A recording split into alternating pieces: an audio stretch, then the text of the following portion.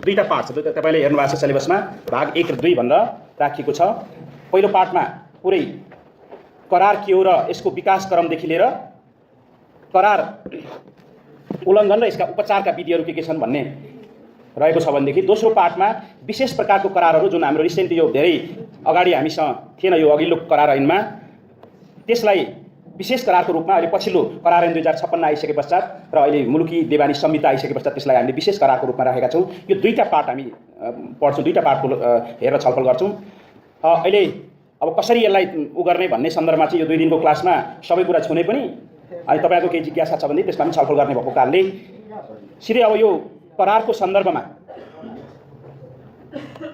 थोरै हेर्दा यो ल अफ कन्ट्र्याक्ट साह्रै सजिलो सब्जेक्ट है, हरिजीले भन्नुभयो धेरै विद्यार्थीहरूलाई यसमा लागेको छ विद्यार्थीहरूको तर चाहिँ किन अलिकति ध्यान नपुगेर हुनसक्छ, तर सबैभन्दा व्यवहारिक र डे टु डे लाइफमा हामीले प्रयोग गरिरहेका सब्जेक्ट हो यो विषय भनेको कुनै पनि त्यस्तो भन्न असहज मान्नुपर्ने स्थिति पनि छैन, कुनै एकदम अप्ठ्यारो पढ्दा नबुझिने भन्ने पनि छैन, तर केही यसका टेक्निकल टर्महरू होइन, त्यसपछि कानुनले गरेका परिभाषाहरू हाम्रो आफ्नो बुझाइले मात्रै पनि हुँदैन। यहाँ हामी कानुन पढ्न आएपछि सबै कुराहरू कानुनमा लेखिएको छ, त्यही कानुनअनुसार हामी पढ्ने भएकोले यी कुराहरूको पार्टमा मात्रै अलिकति हामीले केन्द्रित हुनुपर्ने हो। तर हेर्ने भनेदेखि यो सबैभन्दा प्र्याक्टिकल सब्जेक्ट तपाईँहरूले त्यो इन्टर्नलाइज हुनसक्छ क्या सहजै। कुनै विषयहरू के हुन्छ भनेदेखि सहज ढङ्गले आफूमा त्यो इन्टर्नलाइज भएन भनेदेखि यसो पढो बुझो एकछिन बुझे जस्तो गरिन्छ फेरि त्यो बिर्सिन्छ, तर यो त्यस्तो छैन, एकदम प्र्याक्टिकल भएकोले यहाँलाई पासै गर्न पनि समस्या छैन भन्ने लाग्छ। म यसको कन्ट्र्याक्ट ल भन्ने बित्तिकै यो पार्ट अफ बिजनेस ल है, व्यावसायिक कानुनको पार्ट हो, पार्ट अफ प्राइभेट ल र व्यक्तिवादी तपाईँहरूले पढ्नु भएको छ होइन, कानुनका प्रकारहरूको पढ्दा पनि जस्तै पब्लिक ल प्राइभेट ल भन्छौँ हामी। पब्लिक ल भनेको relation between estate and individual होइन, व्यक्ति र समाज राज्य र समाजको बिचको सम्बन्ध राख्ने कानुनलाई जसलाई हामी के भन्छौँ ब्रान्च अफ पब्लिक ल भन्छौँ। उदाहरणको लागि शान्ति सुरक्षा सम्बन्धी कानुनहरू होइन, law relating to the peace and order होइन, क्रिमिनल लहरू। क्रिमिनल लको अब्जेक्टिभ के हो भने to maintain the peace and order र पनिस द क्रिमिनल होइन, त्यो राज्य र व्यक्तिको सम्बन्धलाई हामी ब्रान्च अफ के भन्छौँ पब्लिक ल भन्छौँ, किनभनेदेखि यो part of relation that define the relation between estate and individual. यो प्राइभेट यो चाहिँ कन्ट्र्याक्ट ल चाहिँ के हो भनेदेखि व्यक्ति बिचको सम्बन्धलाई स्थापित गर्ने भएकोले यसलाई हामी ब्रान्च अफ प्राइभेट ल भन्छौँ, किनकि यो यसलाई हामी ल अफ प्रमिस पनि भन्छौँ, ल अफ अब्लिगेसन दायित्व सम्बन्धी कानुन र प्रतिज्ञा सम्बन्धी कानुन। यो बिस्तारै यसको विकासक्रम म छोटकरीमा तपाईँहरूलाई म धेरै डिटेल जान सकिन्न। यसको विकासक्रम कन्ट्र्याक्ट लको विकासक्रम भन्ने बित्तिकै इक्विटी कोड भन्छ है, बेलायतै हो जसरी हामीले धेरै कानुनका कतिपय हेरिसकेपछि के अरे विकासक्रम हेर्छौँ। यो ल अफ कन्ट्र्याक्ट पनि इक्विटी कोड विशेष गरी कोर्टको रिजल्ट हो रे क्या, अदालतले त्यहाँका इक्विटी कोड भनेको कानुनको अभावमा बेलायतमा हिजो कानुन नभएको ठाउँमा समन्वयको आधारमा न्याय हुन्थ्यो क्या। के गर्दा न्याय हुन्छ भने त्यो के भन्न व्यक्ति कानुनको ल्याकिङ छ, कानुन नभए पनि केही कुरा त एड्रेस त गर्नु पर्यो, हो त्यसको अभावमा चाहिँ समन्वय गरेर चाहिँ जुन आदेशहरू दिन्थ्यो अरे यो व्यक्ति बिचको कानुन व्यक्ति बिचको प्रतिज्ञाहरू बिस्तारै भन्न यो प्रमिस हो, ल अफ प्रमिस। मैले अघि नै भने कन्ट्र्याक्ट ल भनेको ल अफ प्रमिस भन्यो। यो प्रमिस जस्तै तपाईँ हामी भन्न आदिमकालमा त प्रमिस गर्थे मान्छेले, उनीहरूले के गर्थे पुरा गर्थे होइन। If I fails to execute my promise I have to bear the sin होइन, मैले मेरो प्रतिज्ञा पुरा गरिनँ भने मैले पाप बेहोर्नुपर्छ भन्ने थियो। मान्छेले प्रतिज्ञाहरू मैले कसैबाट पैँचो लिएँ फिर्ता गरेँ, त्यो केले मोरालिटीले गाइड गरेको थियो पहिले ग्रेजुअली। व्यक्तिका प्रमिसहरू पनि के हुन्थ्यो भनेदेखि कसैसँग ऋण सापट्टि लियो कागज लेख्ने के गर्ने थिएन, कुनै काम गरिदिन्छु भने कुनै अरू विभिन्न ढङ्गका प्रतिज्ञाहरू हुन्थे, प्रमिस हुन्थे। त्यो प्रमिस त्यतिखेर सहजै ढङ्गले मान्छेले के गर्थे, they themselves execute their promise by their own morality. कहिले तपाईँहरू ल पढ्दा भन्नुहुन्छ ल के हो भन्दाखेरि ल इज द मोरालिटी, कानुन नैतिकता हो। आदिमकालमा त्यही थियो नि, कानुन लेखेर ठुल्ठुला अक्षरमा लेखेर राखेर किताबहरू त थिएन नि त, किनभनेदेखि कानुनले अन्ततः कानुनले के गर्छ, ल which regulate the behaviour of the individual होइन, बिहेभियर मान्छेको बिहेभियरलाई रेगुलेट गर्ने हो नि त लको काम त। आदिमकालमा के हुन्थ्यो, नैतिकताले मेरो बिहेभियरलाई रेगुलेट गर्थ्यो, मैले उसलाई गल्ती गर्न हुँदैन, मैले उसलाई नोक्सानी पुर्याउनु हुँदैन होइन, मैले कुनै प्रतिज्ञा गरेर मैले पुरा गर्नुपर्छ, त्यो केले एक्जिक्युट गर्थ्यो मोरालिटीले। तर बिस्तारै ग्रेजुअली भन्छ नि मान्छेको विकासक्रम सँगसँगै ट्रान्जेक्सनहरू बढ्न थाल्यो होइन। यसको मैले कन्ट्र्याक्ट लको विकास भन्नु खोजेँ है। प्रतिज्ञाहरू मान्छे बिस्तारै के भने मान्छेको स्वभावै के हुन्छ, जुरिस्प्रुडेन्स पढ्दा तपाईँहरूले पढ्नुहुन्छ one of the nature of human being is selfish one भन्छ क्या। मान्छेको स्वभावै के अरे भनेदेखि तपाईँ जुरिस्प्रुडेन्समै पढ्नुहुन्छ, कुनै विद्वानले भनेका छन् यो मान्छेको नेचरै के हुन्छ अरे सेल्फिस हुन्छ अरे। Once one interest is fulfil give up the interest of other होइन, तपाईँको स्वार्थ पुरा भयो छोडिदिनुहोस् अरूको स्वार्थ किन भन्ने बिस्तारै विकास सँगसँगै अब के गर्नु पर्यो, यस्ता प्रतिज्ञालाई त रेगुलेट गर्नु पर्यो नि राज्यले, कानुन निर्माण गर्नु पर्यो नि त। किन व्यक्तिहरू बिचको कारोबार चाहिँ लाई लथालिङ्ग हुन थाल्यो, विश्वासमा अडेन भनेदेखि त सोसाइटी त के हुने फेरि डिसअर्डर हुने भयो। अनि ग्रेजुअली राज्यले पनि के हो भनेदेखि कन्ट्र्याक्ट लको विकास हो। त्यो कन्ट्र्याक्ट लको विकासको सन्दर्भमा मैले अघि नै निवेदन गरेँ, बेलायत हो बिस्तारी कानुनमा लिखित थिएन, समन्वय कानुनको अभावमा समन्वय क्या समन्वय भनेको what thing fit for justice even if there is no law, कानुन छैन तर जस्ट न्याय के हुन्छ भन्ने त्यसलाई हामी इक्विटीको आधारमा हुन्थ्यो, त्यहाँ इक्विटी कोर्टै थियो। त्यसैको विकासक्रमपछि त्यहाँ अब writ of coordinate, writ of depth, त्यो मलाई त्यो हिस्टोरिकल ब्याकग्राउन्ड सबै जानु पर्दैन। तर नेपालको सन्दर्भमा हेर्ने हो भनेदेखि अब मनु स्मिथ जसरी लको विकासहरू हेर्नुहुन्छ, अगाडिका आदिमकालका कुरा छोड्नुहोस् र लिखित रूपमा नेपालमा करार कानुनको विकासलाई तपाईँले यसो सम्झिँदाखेरि के बुझ्नु पर्यो भनेदेखि पहिले मनुस्मृति लगायतका धार्मिक ग्रन्थहरू नै उन लेखिएका होइन, मान्छेका भन्न प्र्याक्टिस नै हुन् सबै अगाडि। तर लेखिएकै कानुनको रूपमा करारमा चाहिँ के थियो भनेदेखि मुलुकी ऐन तत्कालीन होइन, मुलुकी ऐन लेनदेन व्यवहारको 37 नम्बर, लेनदेन व्यवहारको 37 नम्बरमा चाहिँ त्यहाँ थियो। लेनदेन व्यवहारको 37 नम्बरमा के लेखा थियो भनेदेखि कुनै व्यक्तिले गरेको कुनै प्रतिज्ञा प्रचलित कानुनको विपरीत रहेनछ भने सोही अनुसार हुन्छ। कन्ट्र्याक्ट भनेको के हो? ल अफ प्रमिस भने मैले अघि नै भने। करार भनेको के हो भनेदेखि प्रतिज्ञा सम्बन्धी कानुन हो है। मैले आज यहाँ अब हिजो हरिजीले फोन गर्नुभयो, भोलि बिहान क्लास छ आइदिनुहोस् भन्नुभयो, मैले के गरेँ, उहाँले प्रमिस गरेँ, मैले यही हो कन्ट्र्याक्ट, पार्ट अफ कन्ट्र्याक्ट हो। तर यो पछि हामी छुट्टै चर्चा गर्छौँ, यसले अब करारी रूप धारणा गर्ने कि नगर्ने, कस्ता कस्ता प्रतिज्ञाले धारणा गर्ने भन्ने कुरा नै यसको कन्सर्न भएको कारणले यही हो भन्न, मलाई अफर आयो मैले एक्सेप्ट गरेँ, यही हो नि। त्यसैलाई नै हामी के भन्छौँ, पार्ट अफ सरी कन्ट्र्याक्टको रूपमा लियौँ। त्यही कारणले कन्ट्र्याक्ट भनेको ल अफ अब्लिगेसन, कन्ट्र्याक्ट भनेको ल अफ प्रमिस। अनि करारको नेपालको विकासको हेर्दाखेरि 37 नम्बरले के भन्नु त, प्रचलित कानुनमा को विपरीत नहुने गरी कसैले कुनै प्रतिज्ञा गरेको रहेछ भने सोही अनुसार हुन्छ भनेको होइन। If you made a promise to do or not to do something which is not against the law of country, त्यो नेपालको कानुन विपरीत दिन्छ भने that to be done accordingly, that to be implement भने अर्थ तपाईँले कुनै प्रतिज्ञा गर्नुभयो प्रचलित कानुनको विपरीत रहन्छ, मलाई जग्गा दिन्छु भन्नुभयो, त्यो के हो? जग्गा दिने कुरो के हो त? प्रचलित कानुनको विपरीत हुँदैन नि त्यो त। तर म लागु औषधको कारोबार गर्ने भनेर गऱ्यो भने त्यो के हो? त्यसलाई करार मानेन, किनभने प्रचलित कानुनको विपरीतको प्रमिस हो। अथवा हाम्रो करारको विकासको लागि पहिलो हेर्दा खुड्किलो त्यो लिखित रूपमा हेर्दा के हो भने मुलुकी ऐन लेनदेन व्यवहारको कति 37 नम्बर। त्यसपछि करार ऐन छुट्टै होइन, यो त समाजमा धेरै कारोबार हुन थाल्यो, किनभने ल भनेको ultimately product of the society as per the need of the society, enacted by the society to govern the society itself, त्यही हो नि होइन र। समयको विकास क्रम सँगसँगै समाजको चाहिँ कानुनको आवश्यकता हुन्छ, समाजले समाजको लागि बनाउँछ। 37 नम्बरले काम गरेन, किन? छोटो व्यवस्था थियो, समाजमा यस्ता धेरै प्रमिसहरू हुन थाले। त्यसकारण मैले विकासक्रम भन्दैछु है तपाईँलाई। मुलुकी लेनदेन व्यवहार 37 भनेपछि अब हामीले कहाँ जानु पऱ्यो भन्दाखेरि 2023 सालमा आएर छुट्टै करार ऐन बन्यो, त्यसले सम्भव भएन होइन। लेनदेन व्यवहारको 37, त्यसपछि करार ऐन 2023, छोटो एउटा धेरै थिएन, जम्मा कति 23 वटा दफासम्ममा थियो। करार ऐन 2023 थियो। त्यसले करार के हो परिभाषा गरौँ, अफर के हो, एक्सेप्टेन्स के हो, उपचार के हुने, करारको उल्लङ्घन भयो भने उपचारहरू के दिने, व्यक्तिहरूलाई रिमेडिज के हुने भन्ने लगायतका कुराहरू के गरिदियो भनेदेखि त्यो चाहिँ करार ऐनमा 2023 मा राख्यो। त्यो पनि पुरा भएन, किनभने समाजको तपाईँहरूले पढ्नु भएको छ होइन, law is not a dynamic changing in nature, it changes according to the need of the society होइन। यो यही हुनुपर्छ भन्ने छैन, स्ट्याटिक यस्ता यथावस्था रहनुपर्छ। समाजको माग सँगसँगै डिमान्ड सँगसँगै कानुन पनि चेन्ज हुँदै जाने हो। अनि यो कानुन पुरा भएन करार ऐन 2023 ले पनि होइन। अनि 2056 सालमा हामीले अर्कै करार बनायौँ, अर्कै ऐन ल्यायौँ, करार ऐन 2056 है। त्यो 56 ले अलिकति बेसी अलिक धेरै डिफाइन गर्यौँ हामीले। अहिले हाम्रो समाजमा कस्ता कस्ता कारोबारहरू गर्दा रहेछन्, कुन कुन क्षेत्रलाई हामीले समेट्नु पर्ने रहेछ भनेर जुन विशेष प्रकारको करार भने नि मैले अघि दुई प्रकारको, एउटा जनरल कन्ट्र्याक्ट, अर्को स्पेसिफिक कन्ट्र्याक्ट, जुन तपाईँहरूको सिलेबसमा छ। अनि दोस्रो पार्टमा के गरियो भनेदेखि स्पेसिफिक कन्ट्र्याक्ट पनि इन्ट्रोड्युस गरियो, अलिकति वाइडर ढङ्गले त्यो करार होइन हाम्रो समाजको माग समस्यालाई मध्यनजर गरेर फेरि के गर्यौँ 2056 सालमा, 23 लाई पनि खारेज गर्यौँ, 56 सालमा आयो। अहिले तपाईँलाई थाहा छ कति 12-13 वटा ऐन खारेज गरेको छ। अहिले हामी पढ्ने भनेको अब हाम्रो बेस भनेको मुलुकी देवानी संहिता, त्यो ऐन भन्ने पनि छैन, तपाईँहरूले अहिले बुझ्नु होला, त्यो ब्र्याकेट भन्ने पनि छैन, भर्खर यो पनि संशोधन भएको छ अहिले। जस्तै तपाईँहरूले पुराना किताबहरू हेर्नु भने मुलुकी देवानी संहिता ब्र्याकेटमा संहिता राखेको छ, अनि ऐन भनेको छ, कार्यविधि संहिता भनेको छ। अहिले त्यो नामहरू पनि संशोधन भएर के भएको छ भनेदेखि मुलुकी देवानी संहिता 2074, मुलुकी कार्यविधि संहिता 2074, मुलुकी फौजदारी संहिता 2074, मुलुकी फौजदारी कार्यविधि संहिता। त्यो ब्र्याकेटमा संहिता पनि छैन, ऐन भन्ने शब्द पनि छैन है, अलिक छोटो छ त्यसको। अब हाम्रो जग यो करार ऐनको जग भने के रहेछ भनेदेखि तपाईँहरूले पढ्ने, तपाईँहरूले लेख्ने के हो त, करारको सन्दर्भमा मुलुकी देवानी संहिता 2074 यसैको बेसिसमा हामीले पढ्ने हो। करारलाई पनि अहिले 2056 पनि खारेजीको छैन अहिले होइन, 12-13 वटा ऐनहरू खारेज गर्ने क्रममा करार ऐन 2056 पनि छैन, यसको बेसिसमा हामी पढ्छौँ। तपाईँलाई मैले थोरै बेलायतबाट यसको विकासक्रम र नेपालको चाहिँ करार ऐनको सानो पृष्ठभूमि भने। र यो के हो, करार भनेको के हो, ल अफ अब्लिगेसन, दायित्व सम्बन्धी कानुन।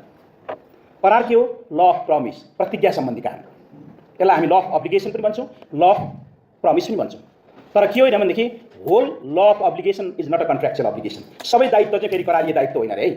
तपाईँसँग कार छ, तपाईँसँग घर छ, जग्गा छ, तपाईँ घर जग्गाको दायित्व तपाईँ अब्लिगेसन के छ? तपाईँले वार्षिक कारको के अरे ट्याक्स तिर्नुहुन्छ, कर तिर्नुहुन्छ, घरको कर तिर्नुहुन्छ, यो अब्लिगेसन दायित्व हो कि तपाईँको? कोर्टले फैसला गरेर तपाईँलाई जरिवाना तोक्यो, दायित्व हो कि होइन? हामीले के बुझ्नु पर्यो भने फेरि सबै एउटै भाँडोमा राखेर के हेर्नु भएन भनेदेखि whole law of contract is not whole law of obligation is not a contractual obligation. सबै दायित्व सम्बन्धी कानुनको चाहिँ होइन है। तर करार चाहिँ के हो त? दायित्व सम्बन्धी कानुन। पढाउन आउँछु भने मैले मेरो दायित्व सिर्जना भयो, म आउनु पऱ्यो होइन, म आएँ। यो करार कन्ट्र्याक्ट हो कि पछि छुट्टै चर्चा गर्नु, त्यसका इसेन्सियल कम्पोनेन्टहरू छन्।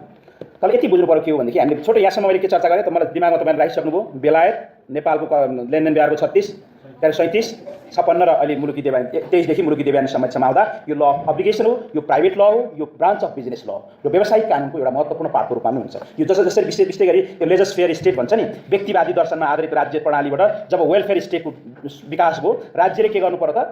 वेलफेयर स्टेटमा पब्लिकहरूलाई चाहिँ उनीहरूका काम कारोबारहरूलाई चाहिँ नियमन र व्यवस्थापन पनि गर्नु पर्यो र त्यो फेसिलिटेट पनि गर्नु पर्यो। यसै सन्दर्भमा करार कानुनको पनि विकास भएको छ भन्ने कुरा यहाँसम्म हामीले हेऱ्यौँ। अब कन्ट्र्याक्ट हो के त? केलाई भन्ने त होइन, कसरी डिफाइन? किन हामी त अब विद्यार्थी छौँ, भोलि लेख्नुपर्छ इन्भर्टेड कमामा राखेर, अथवा लेखियो अझै राम्रो भयो। किन what is the contract, what are those essential elements for valid contract भनेर आयो भनेदेखि डिफाइनै गर्नु पऱ्यो। मनले मात्रै लेखेर पनि भएन, अलिअलि पृष्ठभूमि लेखेर पनि भएन होइन। के हो त कन्ट्र्याक्ट चाहिँ? अघि भन्यौँ हामीले ल अफ अब्लिगेसन मात्रै भनेर पनि भएन, लले चाहिँ डिफाइन चाहिँ कसरी गर्छ होइन? यस सन्दर्भमा के कुराहरू मलाई लाग्छ मैले डेफिनेसनहरू तपाईँलाई लेखाइरहनु पर्छ जस्तो लाग्दैन। पर्छ र तपाईँले हेर्नुहुन्छ केही म कुरा राख्छु, त्यसको इसेन्सियल एलिमेन्ट्स थोरै चर्चा गर्ला हामी। अब करारको सन्दर्भमा डिफाइन गर्दा होइन, एउटा विद्वानको सालमोन भन्नेले डिफाइन गर्दा के भनेको छ भनेदेखि contract is an agreement creating and defining the obligation between parties. यो के रहेछ भनेदेखि it is an agreement creating and defining the obligation between party. व्यक्तिहरू बिचको दायित्व के अरे निर्धारण परिभाषा गर्ने चाहिँ के रहेछ? एउटा चाहिँ सम्झौता। करार भनेको व्यक्तिहरू बिचको दायित्व परिभाषा गर्ने सम्झौता हो। उनको परिभाषा डिफाइन भएको it is an agreement creating and defining the obligation between two or more contracting parties. यसरी परिभाषा गरेर देखिन्छ भनेदेखि कसैले कन्ट्र्याक्ट भनेको के हो त? Is the terms agreed between party and enforceable by ल होइन, कानुनद्वारा कार्यान्वयन गर्न सकिने सम्झौतालाई चाहिँ हुन्छ। यो भनेको it is the term and condition, agreed term and condition between party. उनीहरू बिच पक्षहरू बिचको के हो त? शर्तहरू नै हो करार भनेको। It is the term and condition that agreed between two or more parties. दुई पक्ष बिचको सम्झौता रहेछ। किन सालमोनले अब्लिगेसन बेस्ड एप्रोचबाट, जस्तै आन्सनले राइट बेस्ड एप्रोचबाट डिफाइन गरेका छन्। त्यो अघि मैले के भने करार भनेको सम्झौता हो, यसले दायित्व निर्धारण गर्छ भने हामी at the same time that we can define contract is an agreement defining the right between two or more parties. यसले चाहिँ अधिकार सिर्जना गर्छ भन्दा पनि आन्सनको परिभाषाबाट हेर्न, डिफाइनबाट हेर्न सक्छौँ। अथवा यो दुईटै एप्रोचबाट हेऱ्यो हामीले के गर्यौँ भन्दाखेरि एउटा it is obligation based approach, duty based approach. त्यो भने के रहेछ? दायित्व सम्बन्धी कानुन रहेछ, दायित्व डिफाइन गर्दो रहेछ। At the same time that we can define contract is an agreement defining the right between parties. अधिकार सिर्जना गर्ने पनि भन्न सकिन्छ हामीले यसलाई। एकातर्फ हामीले दायित्व भन्यौँ, अर्कोतर्फ अधिकारका कुराहरू। त्यसले गर्दा हामीले दुईटै एप्रोचबाट हेर्छ। जस्तै उदाहरणको लागि भन्नुहोस् न, तपाईँ लाउन्ड्रीमा कपडा धुन दिनुहुन्छ होइन, त्यही हो कन्ट्र्याक्ट, त्यो सम्झौता। दुईटै राइट बेसबाट र अब्लिगेसन बेसबाट हेर्नु न। त्यसमा राइट बेसले हेर्दा के हुन्छ? तपाईँले सफा कपडा पाउने तपाईँको राइट छ, उसको राइट के छ? पैसा पाउने राइट छ। त्यो बिचमा धेरै टर्म कन्डिसन होला होइन। अब्लिगेसनले हेर्दा के हो? तपाईँले पैसा पे गर्नुपर्छ, it's your obligation to pay the money. उसको के छ? उसको क्लिन गर्नु पर्यो, उसको लागि त्यो क्लिनिङ गर्दाखेरि सफा लुगा दिनको लागि के हुन्छ? उसले धेरै मेहनत उसको दायित्वभित्र पऱ्यो। दुईटै एङ्गलबाट हामीले हेर्न सकिन्छ। अथवा मैले यहाँ जोड्न खोजेको it's right based approach that create the right between the party that define the obligation between party. दुईटै भन्न सक्नुहुन्छ तपाईँले होइन। यसलाई त्यो आधारमा पनि परिभाषा गर्न सकिन्छ। अनि इन्डियामा चाहिँ फेरि यो करार धेरै बुढो छ हेर्नुहोस्। अब हामी अहिले 2074 को उसले पढ्दैछौँ होइन, 2074 सिभिल 1872 मा छ इन्डियन कन्ट्र्याक्ट एक्ट 1872। तपाईँलाई कहीँ सोध्या पनि छ what is the distinction in consideration between Nepalese and Indian law भनेर सोध्या पनि छ। नेपालको कानुन र इन्डियाको कानुनमा प्रतिफलको परिभाषामा के फरक छ भनेर पनि सोध्या लेखिन्छ होइन कहिलेकाहीँ। इन्डियामा 1872 मा छ। 1872 भनेको लगभग 150 वर्षभन्दा बेसी भइसक्यो होइन त्यो कानुन छ इन्डियामा। अब हाम्रो अहिले भर्खर भन्नु अब 1 वर्ष पनि भर्खर पुरा हुँदैछ होइन। यो आधारमा पर्छ, पुरानो इतिहास त छ तर 1872 देखिको छ। त्यसले डिफाइन गर्छ उनीहरूको कन्ट्र्याक्ट एक्टको सेक्सन 2A ले डिफाइन गर्छ, 2H मा डिफाइन गर्छ। त्यसले के भन्छ? 2H सोटो definition contract is an agreement enforceable by law. Contract is an agreement enforceable by law भनेको कानुनद्वारा कार्यान्वयन गर्न सकिने सम्झौता करार हो भन्छ। अरू सबै सम्झौता करार हुँदो रहेछ। जुन कानुनद्वारा कार्यान्वयन गर्न सकिन्छ त्यसलाई मात्रै हामी करार भन्छौँ भनेर। सिमिलरली त्यो अमेरिकन डिफाइन दिन्छ, American restatement of contract act भन्छ। American restatement of contract act section 1 ले पनि डिफाइन गर्ने क्रममा contract is an agreement breach of which law gives remedies. करार त्यस्तो सम्झौता हो जसको उल्लङ्घन भएमा के हुन्छ अरे कानुनले उपचार दिन्छ। त्यही हो इन्फोर्सेबल भनेको के हो भनेदेखि in case of breach, in case of failure to perform, किन कन्ट्र्याक्ट भन्दा प्रमिस रहेछ, मैले प्रमिस गरेँ तपाईँलाई कुनै काम गर्ने वा नगर्ने, मैले त्यो पुरा गरिनँ भने तपाईँले के गर्न सक्नुहुन्छ, इन्फोर्स गर्नुहुन्छ। इन्फोर्सको अर्थ के भनेदेखि you can go to the court, you can approach to the court so that court enforce it. कोर्टले त्यसलाई के गर्छ त, इन्फोर्स गर्छ भने त त्यसलाई चाहिँ उपचार प्रदान गर्छ। त्यसैले भन्यो हामीले दुईटै डेफिनेसन हेर्दा के अमेरिकन डेफिनेसन, इन्डियन डेफिनेसन सबै त्यो कुराहरू छ। जस्तै हाम्रो अहिलेको पहिले 2056 को सेक्सन 2A मा थियो करार 2056 को 2 क मा परिभाषा थियो, के हो करार भन्थ्यो। अहिले 504 दफा 504 यो मुलुकी देवानी संहिताको दफा 504 मा के हो करार भन्न परिभाषा गर्छ है। त्यसले के भन्छ भनेदेखि तपाईले लेख्ने गरी भन्नुपर्छ र मैले पर्दैन। त्यसले के भन्छ, 2 वा 2 भन्दा बढी व्यक्तिका बीच कुनै काम गर्न वा नगर्नको लागि गरिएको कानुनद्वारा कार्यान्वयन गर्न सकिने सम्झौता नै करार हो भन्छ। 2 वा 2 भन्दा बढी व्यक्तिका बीच कुनै काम गर्न वा नगर्नका लागि गरिएको कानुनद्वारा कार्यान्वयन गर्न सकिने सम्झौता नै करार हो। त्यही परिभाषा त्यही हो हाम्रो इन्डियन डेफिनेसनहरु। त्यो सबै हेर्दा पनि it is an agreement concluded between 2 or more than 2 parties to do or not to do something enforceable by law। त्यति दुईटै कुरा जोड्दियो, कानुनद्वारा कार्यान्वयन सबै सम्झौता हुँदो रहेछ। किन all agreements are not a contract, त्यसैले हामी भन्छौँ all agreements are not a contract, only those agreements are set to be contract which is enforceable. हामीले दिमागमा राख्ने चाहिँ के हो भनेदेखि सबै सम्झौता करारिय रूप धारण गर्दैन, एउटा त्यो सम्झौताले मात्रै करारिय रूप धारण गर्छ रे जुन कानुनद्वारा कार्यान्वयन गर्न सकिन्छ। यसरी भनिन्छ पहिला एक्जाममा क्वेसनहरु हेर्नु देख्नुहुन्छ, all agreements are not a contract but all contracts are agreement, discuss justify, हैन। सबै सम्झौताहरु करार होइनन् तर सबै करारहरु चाहिँ के हुन्छ, सम्झौता। आखिर यहाँसम्म हेर्दा हामीले के भन्यौँ भनेदेखि यो भने प्रतिज्ञा रहेछ, इज टर्म एन्ड कन्डिसन, हैन। Is agreed term and condition between 2 parties either expressly और इम्प्लाइडली। तपाईँ प्रत्यक्ष हुन सक्छ, अप्रत्यक्ष हुन सक्छ, लिखित रूपमा हुन सक्छ, अलिखित रूपमा हुन सक्छ, तर के हो भने कन्ट्र्याक्ट त्यो कुरा रहेछ। जस्तै तपाईँ होटलमा गएर बस्नुहुन्छ, कन्ट्र्याक्ट हुन्छ, त्यो प्रिन्टेड वालमा लेखिएको छ नि। तपाईँलाई सुरुमै त केही दिएको छैन नि, 14 के अरे 12 बजेतिर चेकआउट टाइम हुनेछ भने तपाईँ कुनै दिया त हुँदैन, पैसा तिर्नुहुन्छ काउन्टरमा गएर, रिसिट कहिले लिन्छ कहिले लिँदैन। अनि त्यो प्रिन्टेड वाल छ नि, तपाईँ हेर्नुहोस् न, हेर्नुहोस्, मैले लेखिदिएको छु तेरो अगाडि, बुक गर्नुभन्दा अगाडि भन्छ। त्यही हो सर, तपाईँ रेलवे स्टेसनमा जानुहुन्छ, being a passenger there are many more term and condition printed in the railway wall. Being a passenger you agreed those term and condition whether you read out or not. तिमीले पढ्यौ पढेनौ मतलब भएन, तर त्यो लेखिएको term चाहिँ के हो त, त्यही हो कन्ट्र्याक्ट। तपाईँ प्यासेन्जर भएर टिकट तिरेपछि तपाईँले एग्री गर्नु थियो, तपाईँ पढ्नु हो, रेल सुटलाई पढ्न थाल्यो भनेदेखि, तर भोलि त्यो प्यासेन्जर भइसकेपछि मान्नै पर्यो। त्यही हो स्ट्यान्डर्ड फर्म कन्ट्र्याक्ट। यसको यही प्रारूप यस्तै हुन्छ भन्ने छैन, कहिलेकाहीँ करार लेख्दैन भन्दा आउँछन्, हैन।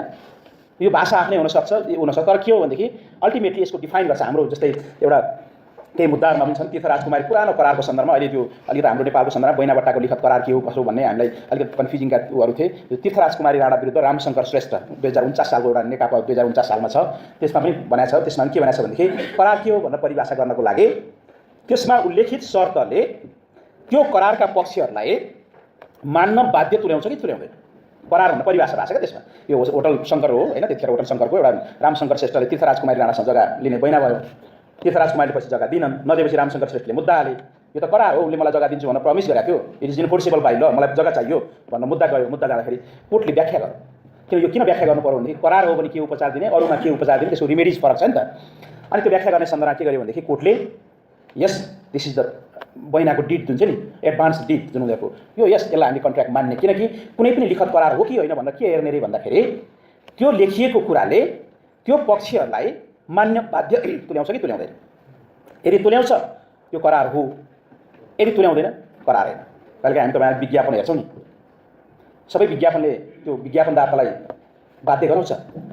हामी विज्ञापन हेरेर सामानहरू लिने हो भने सबै विज्ञापन अनुसारको प्राप्त हुन्छ, कुनै कुनै त क्लेम गर्न पाइन्छ नि विज्ञापन, हैन। चाउचाउ खाऊ पुरस्कार पाउनु तपाईँ क्लेम गर्न पाउनुहुन्छ, तर कतिपय विज्ञापनले भन्न गरेका कुराहरू, चित्रित गरेका कुराहरू, उसले चाहिँ विज्ञापनमा उल्लेख गरेको कुरा त्यो अनुसार सबै हुन्छ र उसलाई मान्ने बाध्य बनाउँछ कि बनाउँदैन त। केही विज्ञापन हैन त्यसले yes it create the bindingness to the concern party, बनाउँछ, बाध्य बनाउँछ, त्यो करार हो।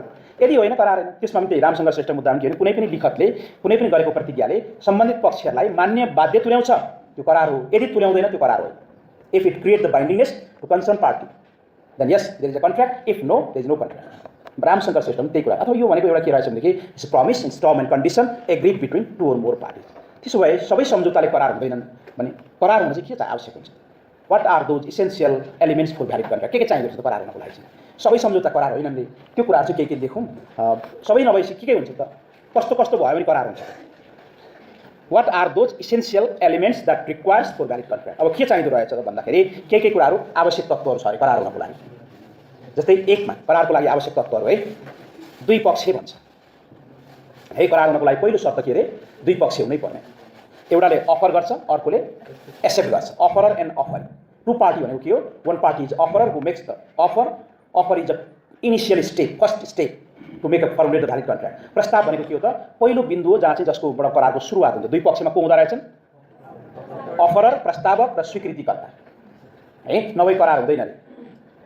One party put his offer to do or not to do something, and if another party accepts it, then it becomes promise. One party offers to another party, if another accepts it, then it becomes promise. त्यसपछि के हुन्छ अरे? प्रतिज्ञा बन्छ अरे।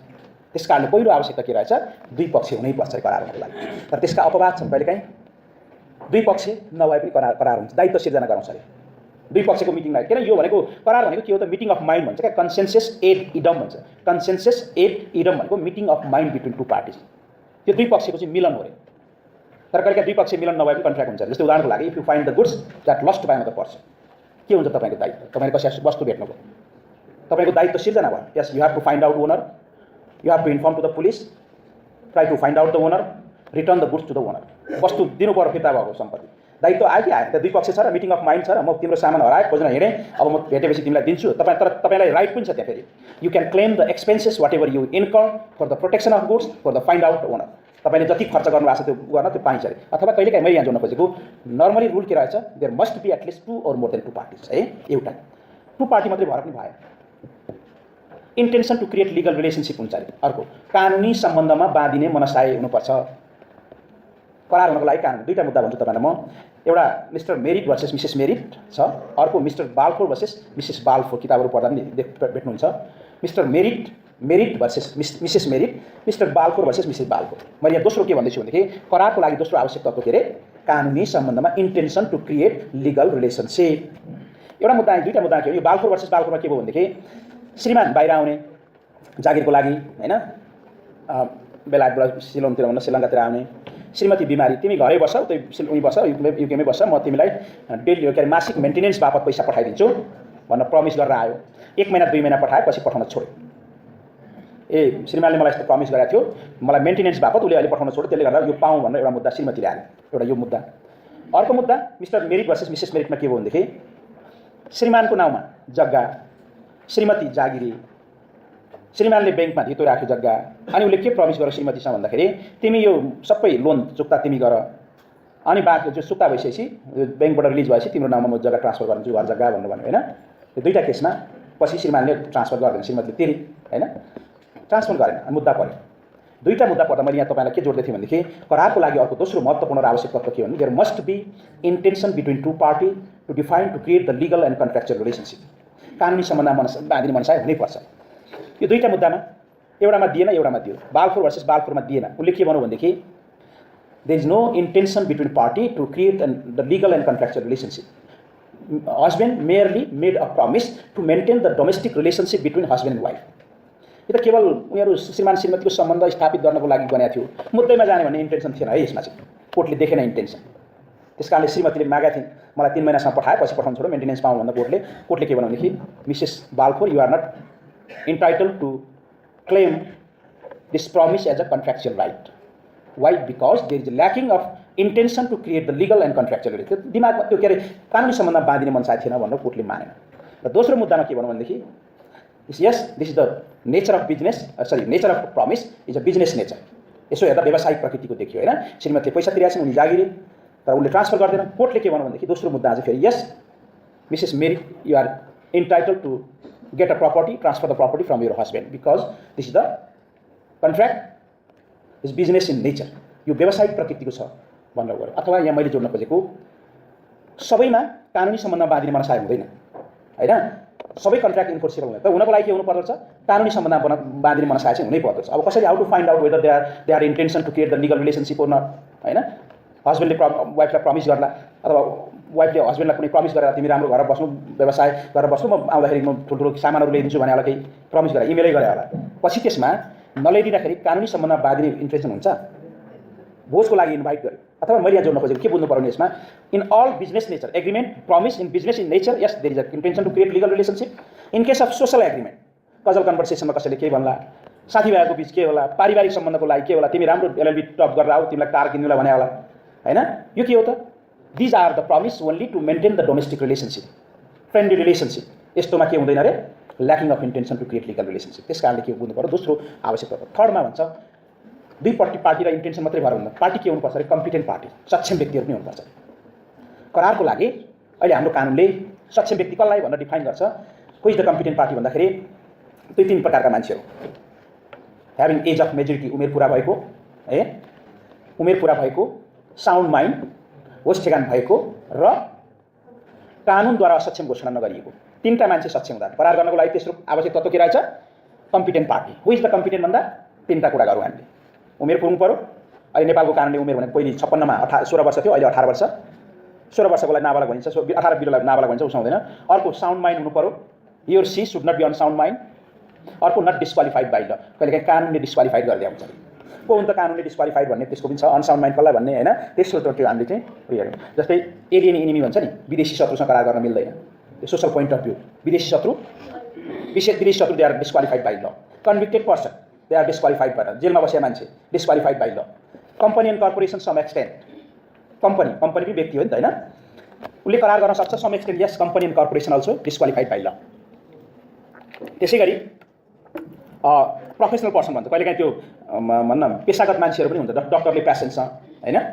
लयरले क्लाइन्टसँग त्यसैगरी अनि टिचरले स्टुडेन्टसँग अहिले सम एक्सटेन्ट है फेरि करारै गर्न हुँदैन भन्ने होइन प्रोफेसनल करार हो भनेदेखि हुँदैन भन्छ जस्तै लयर र क्लाइन्ट बिच म तिम्रो मुद्दा जिताइन्छु जग्गा बापतमा मलाई पछि आएपछि आधी दिनु भनेर कन्ट्र्याक्ट भयो त्यो कन्ट्र्याक्टलाई हामीले कानुनी मान्दैनौँ they are disqualified to become a part of the contract because of disqualified by being a professional person होइन उसले आफ्नो उसमा बन्न सक्दैन भन्छ अथवा यो दोस्रो क्याटेगोरीको भने हामी के भन्यौँ कम्पिटेन्ट हुन के हुनु पर्छ 18 वर्ष पुगेको होस ठेगान भएको र होस ठेगान नभएको मान्छे कसलाई भन्छ त्यसले पनि कानुनले गरेको त्यहाँ परिभाषा गरेको छ इन्टोक्सिकेटेड पर्सन अति नशामा भएको बेला अनि लुनाटिक पागलपन हैन इडिएसी सुस्तपन हैन अनि त्यस एक्सट्रिम एज पनि समेत छैन अति वृद्ध अवस्था जस्तै नेपालको कानुन अहिले मलाई मेरो ठ्याक्कै नलेजमा भएन है यो पहिले चाहिँ हाम्रो मुलुकी ऐनमा के थियो भने 75 वर्षभन्दा माथिको व्यक्तिको कुनै कागज गराउनु पर्दा निजको संरक्षक राख्नुपर्छ भन्ने कानुनी व्यवस्था थियो मुलुकी ऐनमा हैन अब अहिले मैले ठ्याक्कै मैले उ गरिन है म त्यो पहिलेको कानुनमा त्यो थियो त्यो किन भने भनेदेखि एक्सट्रिम एज हुँदै गएपछि उसले के गर्छ उसको मेन्टली के लस गर्दै जान्छ उसलाई कसैले easily Hee or C can be exploit अरूले उसलाई एक्सप्लोइट गर्न सक्छ भन्ने आधार त्यो भनेको थियो हैन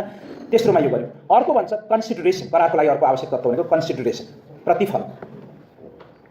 प्रतिफल आवश्यक हुन्छ अरे प्रतिफल भनेको के हो भन्दाखेरि यो तपाईहरुलाई कतिपय क्वेशनमा सर्ट क्वेशन के सोध्या पनि हुन्छ कहिलेकाहीँ no consideration no contract discuss हैन consideration what is defined consideration rules regarding consideration भनेर अफर सबै यो सोध्न सक्ने हुन् कन्सिडरेसन भनेको चाहिँ के हो भन्दाखेरि प्रतिफल भनेको के हो करार हुनको लागि आवश्यक तत्त्व हो नो कन्सिडरेसन नो कन्ट्र्याक्ट इन्डियामा त प्रश्न लेख्छ हैन दफा 25 मा contract without consideration shall be void यो बुझ्नु चाहिँ भोइडेबल पनि बुझ्नु पर्छ है भोइड भनेको शून्य लिगली नट इन्फोर्सेबल कानुनी रूपमा शून्यलाई हामी के भन्छौँ बदर हुन्छौँ भोइडेबल कन्ट्र्याक्टमा धेरैपल्ट परीक्षामा पाउनुहुन्छ तपाईँहरूले what is void contract what is voidable contract हैन पछि डिस्कस गर्ला अनि no consideration no contract without consideration shall be void under Indian law section 25 expressly लेख्छ है हाम्रोमा छैन लेखेको त्यस्तो अहिले त कन्सिडरेसन के हो परिभाषा पनि गरेको छ नेपालको भन्न सिप कोडमा प्रतिफल के हो करारको लागि अहिले प्रतिफल चाहिँ हुनुपर्छ भन्छ क्या प्रतिफल भनेको एउटा क्युरी भर्सेस मिसामा राम्रो परिभाषा गरेको छ भन्छ त्यसमा त्यो पहिलो व्याख्या गरेको मुद्दा पनि हो भन्न त्यसमा चाहिँ के भन्छ भने अब त्यो एउटा कानुनी रूपमा मान्य प्राप्त प्रतिफल भन्नाले कुनै व्यक्तिले केही प्राप्त गर्छ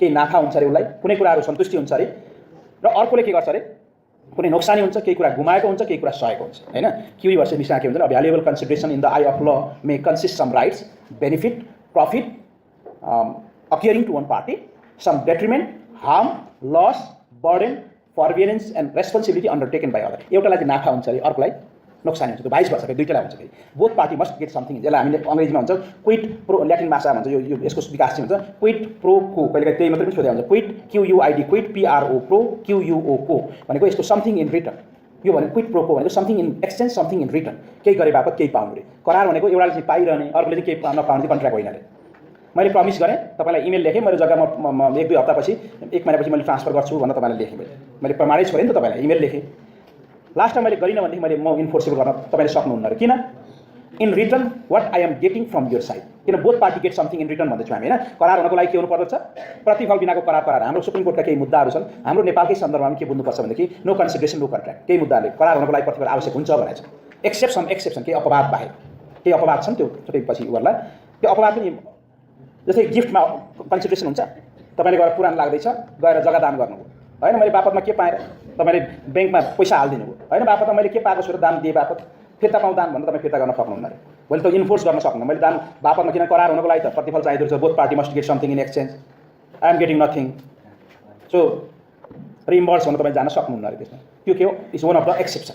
जस्तै अनि दान बकस होइन, त्यसै गरी त्यो past promise to pay past voluntary service भन्छ क्या, भोलेन्टरी सर्भिसलाई प्रमिस गरेकोमा पनि पास्ट भोलेन्टरी सर्भिस त कम्पन्सेट गर्ने कुरो होइन नि, तर पनि त्यस्तोमा पनि प्रतिफल नभए त्यो मान्य हुन्छ भन्नु रहेछ, केही अपवादका कुराहरू होइन। अनि जस्तै create the contract of NC भन्छ केही, अथवा यहाँ बुझ्नुपर्छ हामीले करारको लागि अर्को नहुने आवश्यक तत्त्व के रहेछ भने प्रतिफल हुनैपर्छ। एउटा पार्टीले चाहिँ केही पाइरहने अर्कोले केही पनि नपाउने कन्ट्र्याक्ट होइन, किन यो त कन्ट्र्याक्ट भनेको प्रमिस हो, both party must get something in exchange something in return, केही गरे बापत केही गुमाए बापत केही पाउनुपर्छ। तर के हो त प्रतिफल, के नगद हो कि के हो त, केही पनि, यो जे पनि हुनसक्छ अरे, भ्यालुएबल कन्सिडरेसन भनेकै केलाई अधिकार हुन्छ अरे, केलाई प्राप्त हुन्छ अरे, जस्तै यो अहिले इलेक्ट्रिसिटी आछ नि, उज्यालो दिएको छ तपाईँलाई, यही हो प्रतिफल तपाईँको लागि, in return you are paying the money, यसले हावा दिएको छ सेटिस्फ्याक्सन पाउनु भएको तपाईँले, त्यसको लागि किन्यो हामीले, त्यही हो तपाईँको लागि प्रतिफल। अथवा यही हो भन्ने छैन, नगद हुनसक्छ, सर्भिस हुनसक्छ, क्यास हुनसक्छ, गुड्स हुनसक्छ, whatever maybe, but that to be benefited to the party, त्यो चाहिँ त्यस्तो खालको हुनुपर्छ अरे। तर त्यो के हुनु पर्यो, रियल हुनुपर्छ, कम्पिटेन्ट हुनुपर्छ अरे, है मलाई काम गरिदियो बापतमा उनी पानी तिर्सुलीको उठाएर लगाऊ भनौँ भने प्रतिफल भयो कि भएन, त्यो कानुनको आँखामा त्यसलाई महत्त्व होला कि नहोला। तर मैले ट्रकमा पानी उठाएर ल्याएँ भने तपाईँको लागि त्यो त किन्नुहुन्छ नि त, तपाईँले पानी पाउनु मैले पैसा पाएँ, अथवा के अरे भनेदेखि कानुनले त्यसलाई चाहिँ के गर्नुपर्छ, यो चाहिँ रियल सेन्समा क्या, it's must be in real sense, that must be competent, that must be recognize as a valuable in the eye of law होइन। बालुवा उठाएर लैजाऊ, त्यहाँ छ बालुवा तपाईँले पनि उठाउनु, मैले पनि उठाउन सक्छु, तर मैले बालुवा ल्याएँ भने तपाईँले किन्नुहुन्छ नि त 20-30 हजार ट्रक होइन, ट्रक हो, तर उठाएर लैजाऊ मलाई काम गरिदियो भन्दा मैले काम गरेँ, काम गर्न बापत उता पाउने रहेछ, त्यसको लागि फेरि रिकगनाइज, अथवा यति बुझ्नु पर्यो हामीले कानुनले त्यसलाई रिकगनाइज गरेको हुनुपर्छ भन्छ है। अर्को आवश्यक तत्त्व भन्छ फ्री कन्सेन्ट, यही छ है तपाईँको त्यो, अब त्यो सबै तल पढेको छ नि सिलेबसमा, यही इसेन्सियल एलिमेन्ट पहिलो पार्टमा यही इसेन्सियल एलिमेन्ट चाहिँ डिस्कस छ त्यहाँ सबै कुराहरू। फ्री कन्सेन्ट भन्छ, त्यसलाई भोइडेबल कन्ट्र्याक्ट पनि भन्छ, भोइडेबल कन्ट्र्याक्ट, फ्री कन्सेन्ट स्वतन्त्र सहमति, करार आफै के हो, सहमति हो, दुई पक्ष बिचको कुनै काम गर्ने वा नगर्ने सहमति, अनि कानुनद्वारा कार्यान्वयन गर्ने सहमति। Contract itself is consent between the party. That consent must be genuine. That consent must be free. स्वतन्त्र हुनुपर्छ। कसैले यहाँ आएर पछाडिबाट चाहिँ यो कागजमा सही गर्नुहोस् यो कन्ट्र्याक्टमा भने तँलाई म अपहरण गर्छु, ज्यान मार्छु, खुट्टा भाग्छु भनेर भनिदियो, तपाईँले कन्ट्र्याक्टमा सही गर्नु, यसलाई मान्ने कि नमान्ने, यसलाई फ्री हुँदैन अरे, यसलाई फ्री स्वतन्त्र भनिँदैन अरे। कन्सेन्ट फ्री कहिले हुन्छ, आफ्नो ओन विल ओन विस क्या, आफ्नै इच्छाले प्रवेश गरे आउनु पर्यो। अनि 5वटा तत्त्व छन्, यसलाई हामी तपाईँलाई पछि परीक्षामा भोइडेबल कन्ट्र्याक्ट के हो भने 4वटा तत्त्वको बारेमा लेख्नुपर्छ। अहिले हाम्रो दफा 518-17ले परिभाषा गर्छ भोइडेबल कन्ट्र्याक्ट कुराहरू। यो के भन्छ भनेदेखि सहमति फ्री कहिले हुन्छ त, अब हामी के खोज्दैछौँ, करार हुनको लागि सहमति हो, सहमति के हुनुपर्छ, फ्री हुनुपर्छ, जेन्युइन हुनुपर्छ अरे। जेन्युइन हुन नदिने तत्त्व के हुन्छ, what are those factor that may affect the free consent of the contracting party भन्दा के भन्छ भनेदेखि consent is set to be free if it is not caused by, not affected by coercion or CORCAP. Consent is said to be free if it is not caused by coercion, भनेको COERCION, coercion भनेको CORCAP एकमा हैन, undue influence अनुचित प्रभाव, undue influence अनुचित प्रभाव, दोस्रो, तेस्रो fraud झुक्क्याउनु, चौथो misrepresentation मिथ्यावर्णन गर्नु, झुक्क्याउनु, मिथ्यावर्णन गर्नु, चौथो and mistake। यो 5वटा तत्त्व प्रभाव पर्यो भने चाहिँ कन्ट्र्याक्ट के हुन्छ, सहमति के हुन्छ अरे, स्वतन्त्र हुन दिँदैन। अथवा consent is set to be free if it is not affected by coercion, COERCION, coercion, undue influence, fraud, misrepresentation and mistake हो। यही 5वटा तपाईँको अब भने यो 5वटा मिस्टेक बाहेकका तत्त्व जो 4वटा पढिन्छ नि, त्यसलाई हामी तपाईँले भोइडेबल कन्ट्र्याक्ट चाहिँ बुझ्नुपर्छ। अब भोइडेबल कन्ट्र्याक्ट भनेको के हो भनेदेखि मर्का पर्ने पक्षले कानुनले तोकेको म्यादमा गएर बदर गराउन सक्छ, यसलाई हामी भन्छ बदर योग्य करार, भोइडेबल कन्ट्र्याक्ट। बदर योग्य करार हुन्छ, इक्जामहरूमा धेरैपल्ट मलाई लाग्छ सोधे लाग्छ, नभए सर्ट क्वेसनमा भए पनि भोइड एग्रिमेन्ट, भोइडेबल कन्ट्र्याक्ट चाहिँ कमन हामीले जान्नै पर्छ तपाईँले हैन। भोइड एग्रिमेन्ट भनेको इट इज भोइड अफ इनिसियो, प्रारम्भदेखि नै शून्य हुन्छ अरे, अदालतमा गइरहनु पनि पर्दैन अरे। जस्तै उदाहरणको लागि गैर कानुनी उद्देश्य राखेर गरिएका करारहरू अटोमेटिकली भोइड हो, अदालत गइरहनु पर्छ र गैर कानुनी असम्भव कामको लागि करार गरिएको छ, रिलेसन बनाउँछ त्यसले, हुँदै नसक्ने काम, म मारेको मान्छे जगाएर ल्याइदिन्छु भनेर कन्ट्र्याक्ट छ, बापतमा मलाई 2 पैसा दिने आयो भनेदेखि भन्ने छ, त्यसले रिलेसन बनाउँछ र फ्रम द बिगिन सम्भवै छैन त्यो। That agreement itself made between a party to do the impossible act, so that is void. असम्भव कामको लागि गैर कानुनी उद्देश्य राखेको थियो, अटोमेटिकली भोइड हुन्छ रहेछ कानुनी सम्बन्ध बनाउँदाखेरि। र यो भोइडेबल भने चाहिँ के अरे भन्दा, भोइडेबल कन्ट्र्याक्ट भने चाहिँ के अरे, बदरयोग्य करार मर्का पर्ने पक्षले कानुनले तोकेको हदम्यादभित्र गएर अदालतमा गएर उसलाई बदर गराउँछ, त्यसलाई हामी बदरयोग्य भनेको हो। बदरयोग्य करार के हो भन्दाखेरि स्वतन्त्र सहमति बिनाका करारहरू बदरयोग्य हुन्। उदाहरणको लागि कसैले करकाप गराएर करार गरेको छ, कसैले झुक्क्याएको छ, कसैले फ्रड जालसाजी गरेर करार गराएको छ, कसैले अनुचित प्रभाव पारेको छ। हो यही 5वटा तत्त्वहरू पनि छुट्टै छुट्टै डिफाइन गर्छ। तपाईँलाई मलाई लाग्छ मैले यो सबै हामी जान सम्भव पनि हुँदैन, यही 5वटा तत्त्वको तपाईँलाई चाहिँ सबै डिफाइन गरेर सबै पढ्ने भने 2 घन्टा लाग्ने, तर म त्यता गइनँ है। तर तपाईँले के बुझ्नु पर्यो भनेदेखि यो 5वटा तत्त्व प्रभाव। करकाप भनेको कसैलाई थ्रेट गर्नु हैन, थ्रेट हो। करकाप भनेको थ्रेट बुझ्नुस्, कसैको सम्पत्ति रोक्का राख्ने, जीव ज्यानमा खतरा पुर्याउने धम्की दिनु, त्यसरी करार गराछ भने त्यसलाई जस्तै मैले अघि भने यो कागजमा सही गरिनस् भने बाहिर निस्केपछि अपहरण गर्छु भनेर कसैले करार गर्छ। सहमति स्वतन्त्र छ, उसले किन साइन गर्यो कन्ट्र्याक्टमा? He has not given his consent by his own will and wish, rather affected by coercion due to the ट्रेडको कारणले उसले गर्यो, त्यसलाई हामी कोर्सन भन्छौँ। अनि फ्रड भनेको के हो? मैले धेरै डिफाइनै गर्नु, त्यसै बुझिहालिन्छ। झुठा कुरालाई सत्य भन्नु, जानी जानी सत्य तथ्य लुकाउनु, नभन्नु पनि, कहिलेकाहीँ नभन्नु पनि फ्रड हो है। एउटा के रहेछ? झुठा कुरालाई सत्य भन्नु, production of false fact to believe as a true, that is fraud. एकमा एक्टिभली हाइड द फ्याक्ट, भएको तथ्य लुकाउँछ कसैले है। तथ्यको बारेमा छ, हरेक ठाउँमा बोल्नु, कहिलेकाहीँ फेरि क्वेसन आउँछ, हरेक ठाउँमा मान्छे बोल्नै पर्छ त? पसलमा सामान डिस्प्ले गरिरहेछ, म पसलमा आउनुभयो तपाईँ किन्नलाई, हेर्नुहोस् लैजानुहोस्, म सबै बारेमा भन्दिनँ भन्छ, तर कहिलेकाहीँ त बोल्नै पर्छ नि। कुनै इन्डक्सन चुलो निकाल्यो, कम्पनीको नियमले के रहेछ? तिमी यो चुलो बिक्री गर्नु पूर्व आधी घन्टा यसको बारेमा तिमी सबै भनिदेऊ, कसरी how to use this goods, त्यो पनि भनिदेऊ। साथै तिमीले लगेर यसलाई डेमोन्स्ट्रेसन गरेर पकाएर पनि देखाइदियो अनि मात्रै बिक्री गर भनेको छ भनेदेखि अनि हेर लैजाऊ भन्न हुन्छ? उचुप लागेर बस्यो, तपाईँले लिएर जानुभयो, चलाउनै जान्नु भएन, ब्रस्ट भयो। त्यो के कारणले तपाईँलाई धोका भयो? Because Hee hide the fact, उसले तथ्य लुकायो कि लुकाएन? उसले त भनिदिनु पर्थ्यो नि कम्पनीको रुलले। That also amount to the some extent, that also amount to the fraud. कहीँ मान्छे बोल्नै पर्छ, कहीँ नबोल्न हुँदैन, बोल्नै पर्छ। कुनै ठाउँमा कहिलेकाहीँ तपाईँ बोलेको भन्न नबोलेको पनि चुप लाग्नु नै के हुन्छ भने बोलेसर हुन्छ, यस्तो अवस्था पनि के हुन्छ? फ्रड हुन्छ। दोस्रो होइन, एउटा झुटा कुरा सत्य भन्नु, लुकाउनु। अब अर्को तेस्रो तथ्य मिसरिप्रेजेन्टेसन, जानी झुटो कुरालाई सत्य भन्नु के हो? फ्रड हो। धोका दिने नियत राखेर होइन, production of the false fact with intention to cheat other, intention to deceive the interest of other. अर्कोलाई धोका दिने नियत राखेर झुटा कुरालाई सत्य भनिन्छ नि त्यो फ्रड हो। तर without deliberation, without intention to cheat other, if a person produce the false fact to believe as a true, that is misrepresentation. मिथ्यापना भने त्यो हो। जानी झुटा कुरालाई सत्य भन्नु फ्रड। मानिलिउँ मैले अहिले तपाईँलाई कुनै ल पढाउँदैछु, मलाई थाहा रहन्छ तपाईँलाई धोका दिउँ भनेर थिएन, ल चेन्ज भएको रहेछ कन्ट्र्याक्ट ल, तर मैले के भने त्यही पुरानै पढाइरहेको छु, त झुटा कुरा हो नि त पुरानो पढाउनु भने त होइन, अर्कै आइसकेको छ। तर मैले के भने भेरिफाई गरेन, without verify the fact whether that is true or not, if I produce the false fact to believe as a true without intention, मसँग इन्टेन्सन भन्ने छैन, नियत छैन, तपाईँलाई धोका दिने नियत छैन, यदि झुटा कुरा मैले अहिले बाटोमा सुनेको कुरा गरेर तपाईँको सहमति लियो भने त्यसलाई चाहिँ हामी के भन्छौँ? मिसरिप्रेजेन्टेसन भन्छौँ। तर धोका दिने नियत हुँदैन, यसमा ल्याकिङ अफ इन्टेन्सन भन्दा त्यो कुरा हामीले बुझ्नु पऱ्यो है। त्यस कारणले फ्रड उसमा भन्यो, मिसरिप्रेजेन्टेसन र फ्रड त्यो दुईटामा होइन। के हो मिसरिप्रेजेन्टेसन? नियत नराखी झुटा कुरालाई सत्य भन्नु, फ्रड नियत राखेर, ठग्ने नियत राखेर, धोका दिने नियत राखेर झुटा कुरालाई सत्य भन्नु, त्यति हो। अर्को भन्छ अनड्यू इन्फ्लुएन्स है। अब यसको धेरै फ्याक्टरहरूसँग अलिकति दिएँ, म तपाईँलाई सर्टली मात्रै। अनड्यू इन्फ्लुएन्स के हो त? Undue influence is another factor that may effect the free consent. तपाईँको सहमतिलाई स्वतन्त्र हुन दिँदैन अरे। के हो त अनुचित प्रभाव? यो के भन्छ भनेदेखि इनइक्वेल बार्गेन क्यापासिटी, करारका पक्षहरू इक्वेल पोजिसनमा हुँदैनन् रे। अनड्यू इन्फ्लुएन्स भने चाहिँ के अरे भने नामै अनुचित प्रभाव। करारका पक्षहरू इक्वेल बार्गेन क्यापासिटीमा हुँदैन रे। One party is having superior position, another is having inferior position होइन। अर्को अलि सुपेरियर पोजिसनमा छ, अर्को अलि इन्फेरियर पोजिसनमा छ होइन।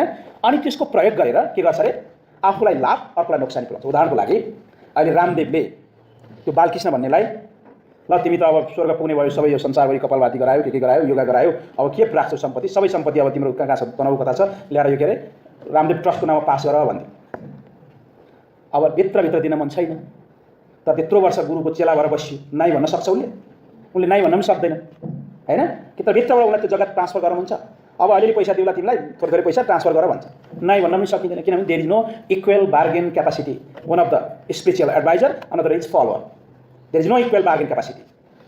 त्यसलाई हामी पहिला नैतिक दबाव भन्छौँ क्या, मोरल कोर्सन। फिजिकल कोर्सन चाहिँ होइन, नैतिक दबाव छैन उसलाई। तपाईँ भन्न कुनै ठाउँमा एकदम ठुलो कसैको चेला भएर बस्नु भएको छ, दिनेपछि अब उसँग एकदम नजिक हुनुहुन्छ, उसले भन्यो कुनै कुरा तपाईँलाई अनुचित ढङ्गले चाहिँ कुनै के अरे आफूलाई लाभ हुने गरी उसलाई चाहिँ तपाईँलाई नोक्सानी हुने गरी भने तपाईँलाई नाइ भन्न मन छैन, यस्तो महँगो कुरो छ, यसलाई यति सस्तो कसरी दिने भन्ने छ, तपाईँ नाइ भन्न पनि सक्नुहुन्न किनकि तपाईँलाई नैतिक दबाब छ। हो यसैलाई हामी के भन्छौँ भनेदेखि अनुचित प्रभाव पारेको करार। कसैले के भन्छ भनेदेखि where the relation between a party is that one can dominate the will of other by using such a domination if a person obtain unfair advantage over the other। त्यो डोमिनेसन गर्ने भन्न एउटालाई अनुचित दबावमा प्रभावमा रहेको, त्यही हाम्रो कानुनले परिभाषा गर्दाखेरि आफ्नो दबाव वा प्रभावमा रहेको व्यक्तिलाई सो दबाव र प्रभावको प्रयोग गरेर आफूलाई अनुचित लाभ अर्कोलाई अनुचित नोक्सानी पुर्याइन्छ भने अनुचित प्रभाव पारेको करार सम्झनुपर्छ। सहमति स्वतन्त्र भयो त्यहाँ। There is no equal bargain capacity so that his will is influence due to the domination of the will. अब यसमा को भन्छ भन्दा त्यही भन्छ नि, दुई तिनवटा रिलेसन भन्छ। एउटा रियल एन्ड अपारेन्ट रिलेसन भन्छ, वास्तविक सम्बन्ध रे। जस्तै बाउले छोरालाई पनि पार्न सक्छ दबावले, बाउले छोरीलाई, हस्बेन्डले वाइफलाई, अनुमान है, यो प्रिजम्सन गर्ने, सबै ठाउँमा इन्टरभिज कन्ट्र्याक्ट हुँदैन भन्ने होइन, प्रिजम्सन। अर्को एउटा चाहिँ रियल अपारेन्ट, अर्को फिड्युसियरी रिलेसनसिप भन्छ, relation based on trust and confidence. त्यस्तो रिलेसनमा पनि दबाव हुन्छ। जस्तै उदाहरणको लागि doctor and patient, lawyer and client, teacher and students, spiritual adviser and follower. यो रिलेसनमा चाहिँ के अरे भनेदेखि अनुचित प्रभाव पार्न सक्छ।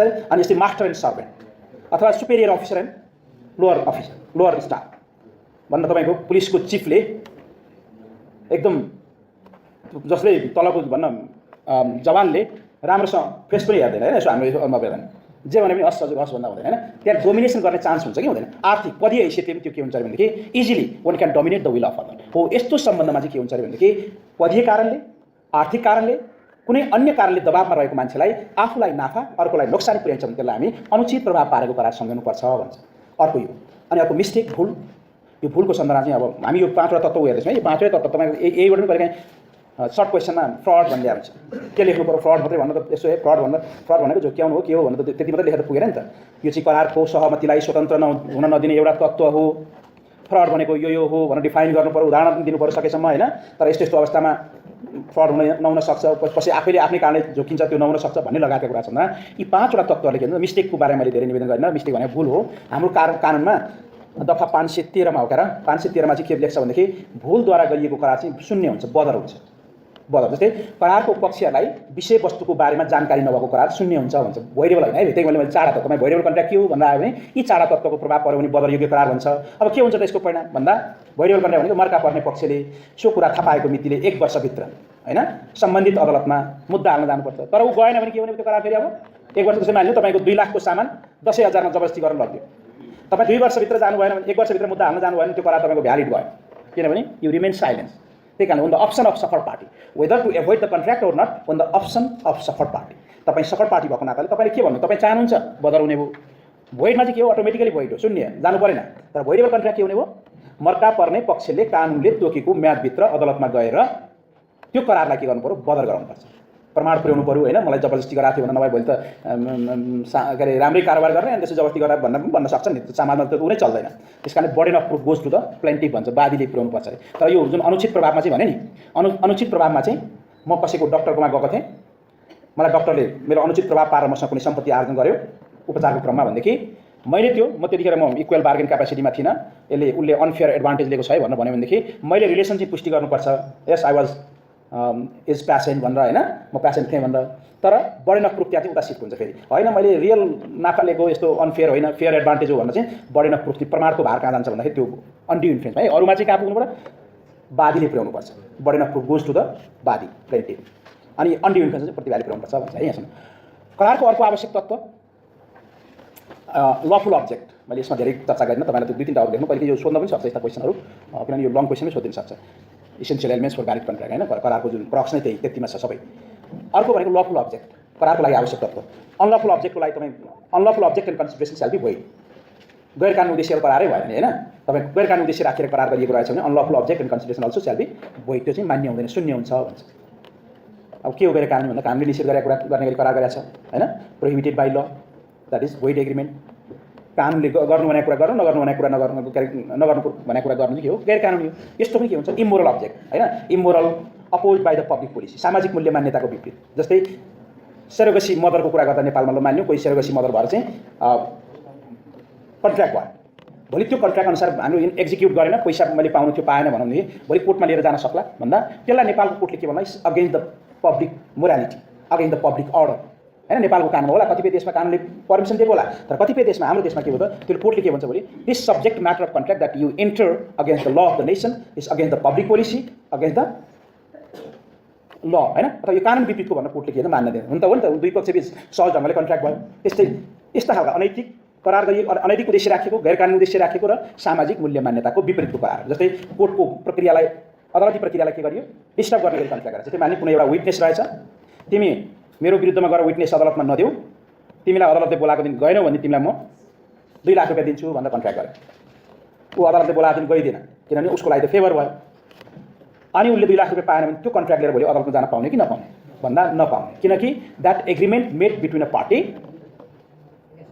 To disturb the legal proceeding, हैन, त्यो लिगल प्रोसिडिङलाई के छ भनेदेखि त्यो डिस्टर्ब गर्ने गरी थियो, त्यस्तो कन्ट्र्याक्टमा के हुन्छ, अनलफुलै हुन्छ भन्छ। अर्को आवश्यक तत्त्व भनेको पोसिबल टु परफर्म भन्छ। पोसिबल टु परफर्म, करार पुरा गर्न सम्भव भएको हुनुपर्छ अरे, पोसिबल टु परफर्म। असम्भव कामको लागि करार गर्न सकिएन। यो पोसिबल दुई तरिकाले आउँछ है। एउटा करार हुँदाकै समयमा असम्भव काम हुन्छ होला, अर्को करार भइसके पश्चात इम्पोसिबल, जसलाई हामी हताशको सिद्धान्त, डक्ट्रिन अफ फ्रस्ट्रेसन, कहिलेकाहीँ तपाईँको त्यो सर्ट उसमा फ्रस्ट्रेसन मात्रै सोधेको पनि छ क्वेसन। यसो हेर्नु भने frustration, what is frustration, discuss the grounds to claim the frustration, frustration भन्छ। यो करारको असम्भाव्यता दुई तरिकाले आउँछ। एउटा तपाईँ करार गराएकै समयमा असम्भव हुन्छ अरे, जस्तै कुनै विषयमा करार गर्नुभयो तपाईँ, हैन, मैले अघि भने नि मरेको मान्छे म जगाइदिन्छु, म आकाशमा चाहिँ हेरौँ हामी जस्तो जादु देखाउँछु, आकाशमा त्यतिकै उड्न सकिन्छ, यो के हो, असम्भव काम हो, हैन। अरू त्यस्तै मान्छे सम्भवै नहुने कामको लागि करार गरेको छ भने त्यो के हुन्छ, अटोमेटिकली भोइड हुन्छ अरे। र असम्भाव्यता अर्को चाहिँ कहिलेकाहीँ के हुन्छ, फ्रस्ट्रेसन मैले तपाईँलाई भन्दै थिएँ, फ्रस्ट्रेसन भने के हो भने असम्भाव्यता कहिलेकाहीँ पछि हुन्छ, करार भइसकेपछि, हैन, करार गर्दाको समयमा करार पुरा गर्न सम्भव थियो, करार भइसके पश्चात काबुभन्दा बाहिरको परिस्थितिको कारणले, नियन्त्रणभन्दा बाहिरको परिस्थितिको कारणले, हैन, करार पुरा गर्न सम्भव भएन, त्यसलाई हामी के भन्छौँ, असम्भव नै भन्छौँ। त्यसलाई हामी भन्छौँ हताशको सिद्धान्त, डक्ट्रिन अफ फ्रस्ट्रेसन, हैन। At the time of formation of contract, yes it was possible and subsequently it became impossible because of some unavoidable reason, some changes of circumstances, the party are set to be discharge from the contractual relationship because of frustration भन्छ। करार हुँदाको समयमा पुरा गर्न सम्भव, करार भइसकेपछि हो। जस्तै उदाहरणको लागि भुइँचालो गएर मान्छेले कति काम गर्ने भनेको थियो होला, अगाडि त त्यो सोचेर थिएन, हैन। 72 सालको भुइँचालो त्यही दिन कति पार्टी प्यालेस बुक गरेको थियो होला, कन्ट्र्याक्ट हो नि त्यो, कहाँ जाने अन्य विभिन्न काम गर्ने कन्ट्र्याक्टहरू थियो होला। करार हुँदाको समयमा yes it was possible to perform at the time of performance, करारको परिपालना गर्ने समयमा के हो, करार पुरा गर्न सम्भव भएन, के कारणले, because of act of God हुन्छ, हैन, दैवीय कारण, दैवीय कारण। अब फ्रस्ट्रेसन केलाई क्लेम गर्ने भने 2-3 ग्राउन्ड्सहरू छन्, जस्तै तपाईँले सर हेर्दाखेरि देखिहाल्छ, पढ्दाखेरि, जस्तै changes of law and policy. भक्तपुरमा तपाईँले घर थियो, जग्गा थियो, मलाई भाडामा लिँदै थिएँ म तपाईँको, 10 वर्ष म इटा टायल कारखाना राख्छु भनेर गएको थिएँ, आज केही थिएन, ठिक छ, इटा टायल कारखाना राख्न पाइन्थ्यो। 3 महिनापछि सरकारको पोलिसीमा के चेन्ज भयो, अब भक्तपुर चाहिँ पोल्युटेड उपत्यका पोल्युटेड सिटी भयो, योभित्र अब राख्न नपाउने, त्यस कारणले अब भर्खरले पनि 3 वर्षभित्र हटाइसक्नुपर्ने, अब नयाँ स्थापना गर्न नपाउने भएपछि मेरो अब्जेक्ट फेल भयो कि भएन। करार आज गरेको थियौँ हामी, ठिक थियो, yes it was permitted to establish the brick industry, subsequently के भयो, चेन्ज भयो। अब मेरो उद्देश्य फेल भयो कि भएन, करार पुरा गर्न सम्भव छ। अब मैले 10 वर्ष त के को लागि दिने भने त्यतिकै लिने होइन, इटा टायल कारखाना राख्ने भनेको थिएँ मैले।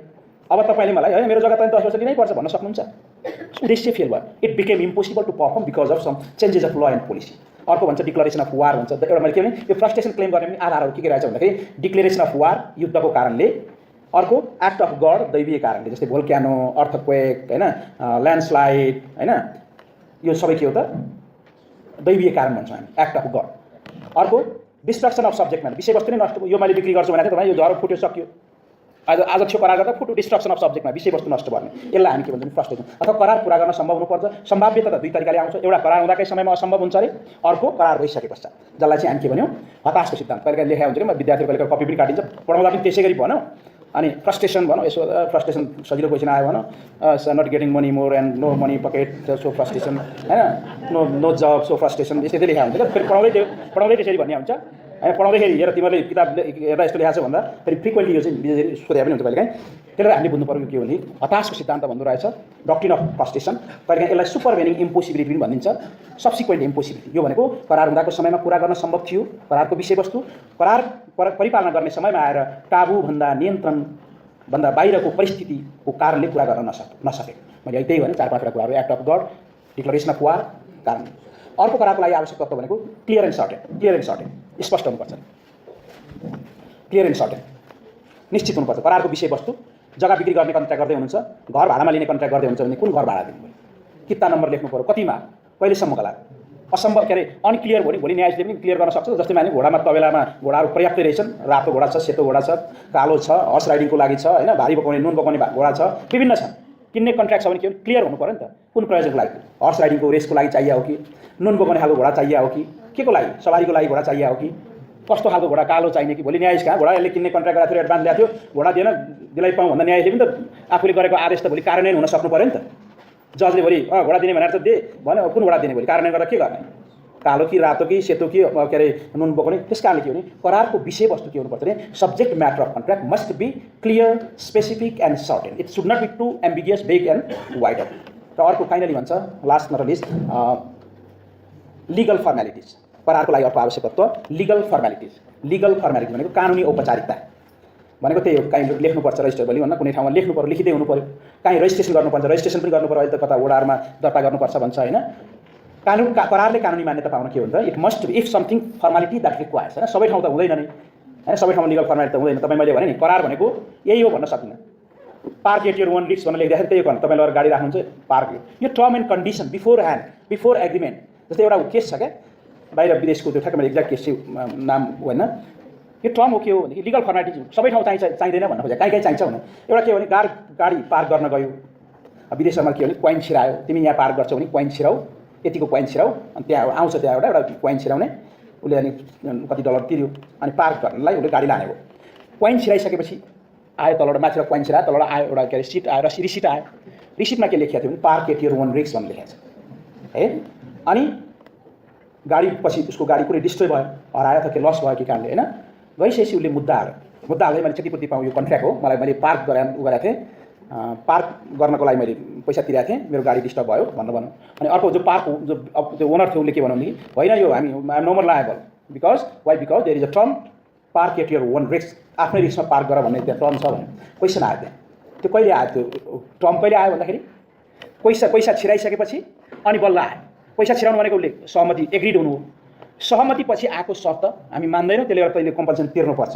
तैँले त्यस्तो गर्नु थियो भने पहिल्यै लेखिदिनु पर्थ्यो, यहाँ पार्क गर्न सकिनेछ, पार्क आफ्नै रिस्कमा गर्नुपर्नेछ भनेपछि मान्छेले त पार्क गर्दैन, त्यो पनि चलाखी होला उसको पनि। अनि यहाँ आइसकेपछि के हो त, मान्छेहरू गए पार्क गर्ने ठाउँ चाहिँ व्यवस्थित होला के होला भनेर आइसके भित्रबाट आयो हो। मैले जोड्न खोजेको यो एउटा शर्त हो, जसरी पनि आउन सक्छ। कन्ट्र्याक्ट भनेको एउटा कुनै बाइन्डिङनेस क्रिएट गराउने शर्तहरू हो। यो लिखित रूपमा अलिखित रूपमा होइन, व्यक्त अव्यक्त सबै हुन्छ, एक्सप्रेसली इम्प्लाइडली सबै ढङ्गले। जस्तै हामी कुनै चढ्यौँ के अरे सफा टेम्पो चढ्यो अथवा कता चढ्यो होइन, त्यहाँ चढ्दा प्यासेन्जरको यतिको बिमा गरिएको छ भने त्यही हो कन्ट्र्याक्ट। एक्सिडेन्ट भयो भने 50,000 रुपियाँ हामीले क्लेम गर्न पाउने भनेको त्यही हो कन्ट्र्याक्ट। तपाईँ के चढ्नु नै के हो त, तपाईँको आचरण र व्यवहारले, यसैलाई हामी कन्ट्र्याक्ट भन्छौँ। त्यस कारणले कन्ट्र्याक्ट भनेको यस्तै रूपमा यसै गरी गरिएको छ भन्ने होइन। तर के बुझ्यौँ भनेदेखि हामीले यी सबै तत्त्वहरूको कुरा पनि हुनु पऱ्यो। Even failure to comply single element, यी मध्येको एउटा एलिमेन्ट पनि फेल भयो भने के हुँदो, त्यो कन्ट्र्याक्ट हुँदैन। That remains agreement not enforceable by law. Even lacking of single element that we discussed, हामीले यो छलफल गरेको एउटा एलिमेन्ट्स पनि भएन भने के हुनु त्यो त करार भयो। त्यस कारणले सबै सम्झौताहरू करार होइनन्, तर सबै करारहरू सम्झौता हो, किनकि सम्झौताले नै करारी रूप लिने। यी आवश्यक हुन्छ भन्ने यहाँसँग हामीले भोइडेबल कन्सिडरेसन के कुराहरू हामीले यहाँ छलफल गऱ्यौँ। यसमा यो सबै छ नि। अब के हो वाट एग्रिमेन्ट्स एक्सप्रेसली भने अफर के हो भन्ने नै छुट्टै परिभाषा छ तपाईँको होइन। एक्सेप्टेन्स के हो भने त्यहाँ छुट्टै सिलेबस हेर्नु होला। अफर के हो, एक्सेप्टेन्स के हो, कन्सिडरेसन के हो, legality of object and consideration के हो होइन, क्वासी कन्ट्र्याक्ट, कन्टिन्जेन्ट कन्ट्र्याक्ट, अनि त्यसपछि termination of contract, discharge of contract and remedies for breach of contract छ पहिलो युनिटमा, यति पढ्नुपर्छ। अब यसमा यो मलाई लाग्छ अफर के हो तपाईँहरूले अब आफै गर्न सक्नुहुन्छ। प्रस्ताव चाहिन्छ करारको लागि भनेको अब कानुनी भाषामा ढाल्नुपर्छ, प्रस्ताव के हो भन्ने पनि होइन। त्यो कानुनी भाषामा ढाल्नलाई अलिकति हो हामीले बुझ्न सबैले बुझेका छौँ। स्वीकार के हो भन्दा स्वीकार पनि बुझेका छौँ, तर के हो यसलाई भाषामा कसरी ढाल्ने भन्ने कुरा मात्रै हो। यही कुराहरू जस्तै अब प्रस्तावको कुरा गर्दा केही नियमहरू छन् प्रस्तावको सन्दर्भमा होइन। अब यो तल सिलेबसमा तपाईँको मैले इसेन्सियल एलिमेन्ट्स र त्यो सामान्य टेस्ट गरेँ। अब यो त्यो पहिलो युनिटमा के छ भनेदेखि contract is an agreement breach of which law gives remedies भन्यो नि हामीले। त्यो रेमेडिजको उपचारसम्म छ त्यहाँ, उपचार के हुने, कस्ता कस्ता उपचार हुने, अनि यसको टर्मिनेसन कसरी हुन्छ, करारको परिपालना के हो, कसलाई मान्ने कसलाई नमान्ने, यिनै कुराहरू यसमा अब हामीले पढ्नुपर्ने हुन्छ। जस्तै यसमा मैले अफर के हो तपाईँलाई मैले यो छलफल गरेन, अब मलाई लाग्छ बुझ्नुहुन्छ। It is an willingness presented by one person to another person with view to get consent होइन। आफूको केही काम गर्ने वा नगर्ने आफ्नो भित्री इच्छा होइन, इन्टरनल विल एक्सटर्नली मेनिफेस्टेड। भित्री इच्छा बाह्य रूपमा कुनै काम गर्न वा नगर्नको लागि गरिएको कुनै त्यो इच्छा नै के हो, प्रस्ताव हो। अनि यसका केही नियमहरू छन्, प्रस्ताव के हुनुपर्छ, कसो हुनुपर्छ होइन, एक्सप्रेसली हुनुपर्छ, इम्प्लाइडली। यो कन्ट्र्याक्ट फेरि एक्सप्रेस इम्प्लाइड जे पनि हुनसक्छ है। त्यो एक्सप्रेस कहिलेकाहीँ तपाईँलाई एक्सप्रेस र इम्प्लाइड भन्ने कुराहरू। एक्सप्रेस भनेको व्यक्त गरिएको होइन, जस्तै तपाईँ र म बिच लिखित रूपमा बसेर संवाद गरेर कुनै कन्ट्र्याक्ट गऱ्यौँ भने हामी त्यसलाई हामी एक्सप्रेस कन्ट्र्याक्ट भन्छौँ। इन रिटन फर्म डाइरेक्टली व्यक्त गरिएको करार। करार पहिले व्यक्त मात्रै होइन अव्यक्त ढङ्गले पनि हुन्छ। तपाईँ हामी विभिन्न प्रोडक्टका सामानहरू हामीले कन्ज्युम गरिरहेका छौँ, तपाईँ र हाम्रो बिच रिलेसन बनाएर र कम्पनी बिच, if that goods were found poisonous that you can claim the compensation. के पहिल्यै कम्पनसेसन तैँले तिर्नुपर्छ भनेर हामी त्यो कन्ट्र्याक्ट गरेर आएको छौँ र, तर हाम्रो रिलेसन त बनाएको छ नि त। के गरी बनाएको छ भन्दाखेरि अप्रत्यक्ष अव्यक्त, जसलाई हामी इम्प्लाइड भन्छौँ। इम्प्लाइड भनेको आचरण र व्यवहार। जस्तै बसमा गएर हामी चढ्छौँ, त्यो यात्रु बिमाका कुरा गरेँ नि मैले अघि, त्यो तपाईँको आचरण र व्यवहारले के देखायो? By conduct you have accepted, bus is running in the road, once you enter inside the bus vehicle that you have accepted by your conduct and activities। यस्तो खालका करारलाई चाहिँ हामी आचरण र व्यवहारले कन्ट्र्याक्ट हुन्छौँ, त्यसलाई हामी के भन्छौँ? अव्यक्त करार भन्छ है। व्यक्त अव्यक्त हुन्छ भन्ने सन्दर्भमा मैले कुरा गरेँ यहाँसम्म। अब त्यही पछि तपाईँको त्यो सिलेबसमा अफर के हो, एक्सेप्टेन्स के हो, कन्सिडरेसन के हो, लिगालिटी अफ अब्जेक्ट के हो भन्ने कुराहरू छ। यो म गरिनँ। करारको त्यो परीक्षामा पनि अब त्यो इक्जामका क्वेसनहरू भोलि तपाईँले यसो हेरेर पनि आउनु, फ्रिक्वेन्टली सोध्ने क्वेसनहरू, अनि त्यसको पनि चर्चा गर्ला। आज र भोलि यो चर्चा गर्छ। अहिले कतिसम्म हाम्रो समय हो? आधी घन्टा हो। अनि अब यो कन्सिडरेसनको बारेमा मैले अपवादसम्म पनि तपाईँलाई कुरा गरेँ होइन। यसका केही रुल्सहरूका कुरा पनि गरेँ। त्यो गर्दा पढ्दाखेरि पनि तपाईँले बुझ्नुहुन्छ, केही नबुझ्ने कुरो केही छैन। अनि legality of object consideration, illegal object सबै भोइड हुन्छ भन्ने त्यो पनि भोइडका कुरा पनि हामीले छलफल गऱ्यौँ। यो क्वासी कन्ट्र्याक्ट र सर्टमा सोध्न सक्ने क्वासी कन्ट्र्याक्ट र कन्टिन्जेन्ट कन्ट्र्याक्ट। क्वासी भन्छ क्या,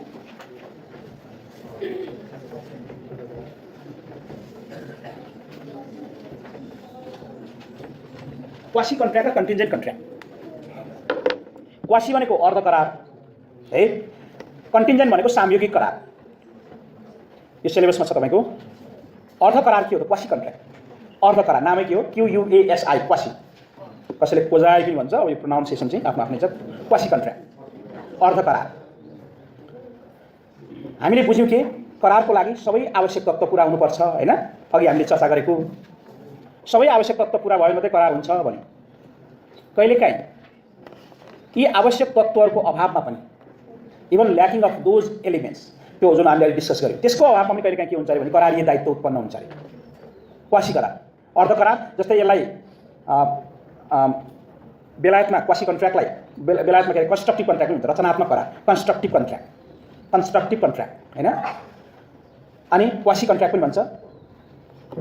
अनि यो रेस्टिट्युसन, कन्ट्र्याक्ट अफ रेस्टिट्युसन पनि भन्छ। रेस्टिट्युसन कन्ट्र्याक्ट, अमेरिकातिर उसले चाहिँ रेस्टिट्युसन भन्छ। हामीले यसलाई अप्रत्यक्ष करार भनेर राखेको छ। अर्ध करार भने चाहिँ के हो भन्दाखेरि करारको लागि आवश्यक तत्त्वहरू पुरा नगरे पनि कहिलेकाहीँ कानुनले नै दायित्व सिर्जना गराउँछ अरे क्या। कानुनले नै, even absence of essential elements for valid contract, sometimes law itself impose the obligation on the basis of no person can be unjustly enrichment. Doctrine of unjust enrichment भन्छ। No person can be unjustly enrichment। तिमी अरूको सम्पत्तिमा सित्तैमा मोज नगर भन्ने सिद्धान्त क्या। अर्काको सम्पत्तिमा सित्तैमा मोज गर्न पाइँदैन भन्ने सिद्धान्तमा अड्या छ यो doctrine of quasi contract. Doctrine of unjust enrichment, सित्तैमा अरूको धन र सम्पत्तिमा आफू मोज नगर भन्ने मान्य सिद्धान्तको आधारमा यो अड्या छ भन्दो रहेछ है। यसरी हामीले भन्यो it's not a contract in real sense पनि भन्छ होइन। It's rather it is constructive contract, रचनात्मक कन्ट्र्याक्ट हो। यो रियल सेन्समा कन्ट्र्याक्ट चाहिँ होइन, तर लले कहिलेकाहीँ इम्पोज गर्छ अब्लिगेसन। यस्तो करारलाई हामी के भन्छौँ भनेदेखि अर्ध करार भन्छ। यो दुई तिनवटा अर्ध करारको सन्दर्भमा जस्तै कस्तो कस्तो अवस्था यो क्लेम गर्न पाइन्छ भन्दा अप्रत्यक्ष करार दुई तिनवटा चार पाँचवटा अवस्थाहरूले हाम्रो कानुनले पनि परिभाषित गरेको छ। जस्तै अर्ध करार है, मैले दुई तिनवटा के कुरा गरेँ? Unjustly enrichment based on it's constructive contract, is not contract in real sense, no essential elements that required होइन। सबै इसेन्सियल एलिमेन्ट्सहरू छैनन् र पनि त्यो चाहिँ के दायित्व चाहिँ आउँछ अरे। हो के हुन्छ भन्ने सन्दर्भमा क्वासी कन्ट्र्याक्ट जस्तै एकमा अघि हामीले भन्यौँ फाइन्डर अफ गुड्स, हराएको वस्तु पाउने मान्छे। फाइन्डर अफ गुड्स भनेको एउटा पूर्ण part of the quasi contractual liability भन्दो रहेछ।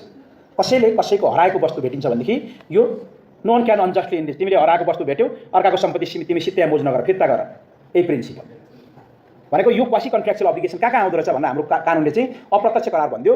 एकमा के लेख्यौँ हामीले? फाइन्डर अफ गुड्स भन्यो।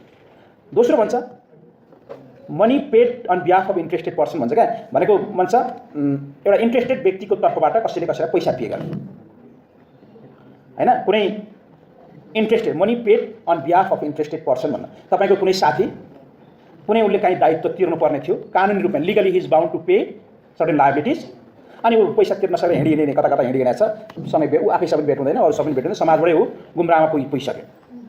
अनि साथी हो तिर्दिनु पऱ्यो भनेर तपाईँले तिर्दिनु भयो, उसले तपाईँलाई तिर भनेको छैन है, तपाईँले तिर्दिनु हो पैसा। मैले त्यो कहना money paid on behalf of interested person भनेको छु है। किन दोस्रो क्वासी कन्ट्र्याक्ट क्लेम गर्ने, एउटा हराएको वस्तु भेट्ने, अर्को money paid on behalf of interested person भन्नु। यो भने के हो भन्दाखेरि तपाईँले तिर्दिनु भयो, साथी हिँडिरहेको छ बाहिर बाहिर हिँड्छ, पैसाका तिर्न छैन, दायित्व छ तिर्नुपर्ने, लिगली तिर्नै पर्ने दायित्वमा छ होइन। साथी हो यो चाहिँ बाहिर बाहिर हिँड्यो, यसको म तिर्दिन्छु भनेर तपाईँले, उसले तपाईँलाई तिर पनि भनेको छैन, उसमा सम्पर्क नै रह्यो, तपाईँ तिर्नुभयो। अब तपाईँले तिरेको त्यो पैसा उबाट त्यो साथीबाट तपाईँले क्लेम गर्न पाउने कि नपाउने? तपाईँसँग कन्ट्र्याक्ट छैन, लिखित कन्ट्र्याक्ट छैन केही पनि, तपाईँले तिर्नु त भयो। तर यही हो, अरूको सम्पत्तिमा तिमी हिजो लुकी लुकी हिँडेको थियौ, सित्तैमा मोज नगर भन्दैछौँ नि हामी होइन। No one can unjust enrichment. अब फ्री भयो अहिले अनि अर्काले तिर्दियो होइन, तँलाई मैले तिर्नु भनेको थिएँ र म तिर्नु म गर्दिनँ भन्न पाइन्छ भन्दा होइन, तिमी तिर्नुपर्छ भन्ने। दोस्रो चाहिँ के हो त, तपाईँले के गर्न सक्नुहुन्छ अब त्यो साथीलाई, होइन यसले मैले यस्तो तिर्नै पर्ने थियो, मैले मसँग यो प्रमाण छ मैले तिरेको, फिर्ता पाऊँ भनेर रिइम्बर्स गर्न सक्नुहुन्छ। के को आधारमा?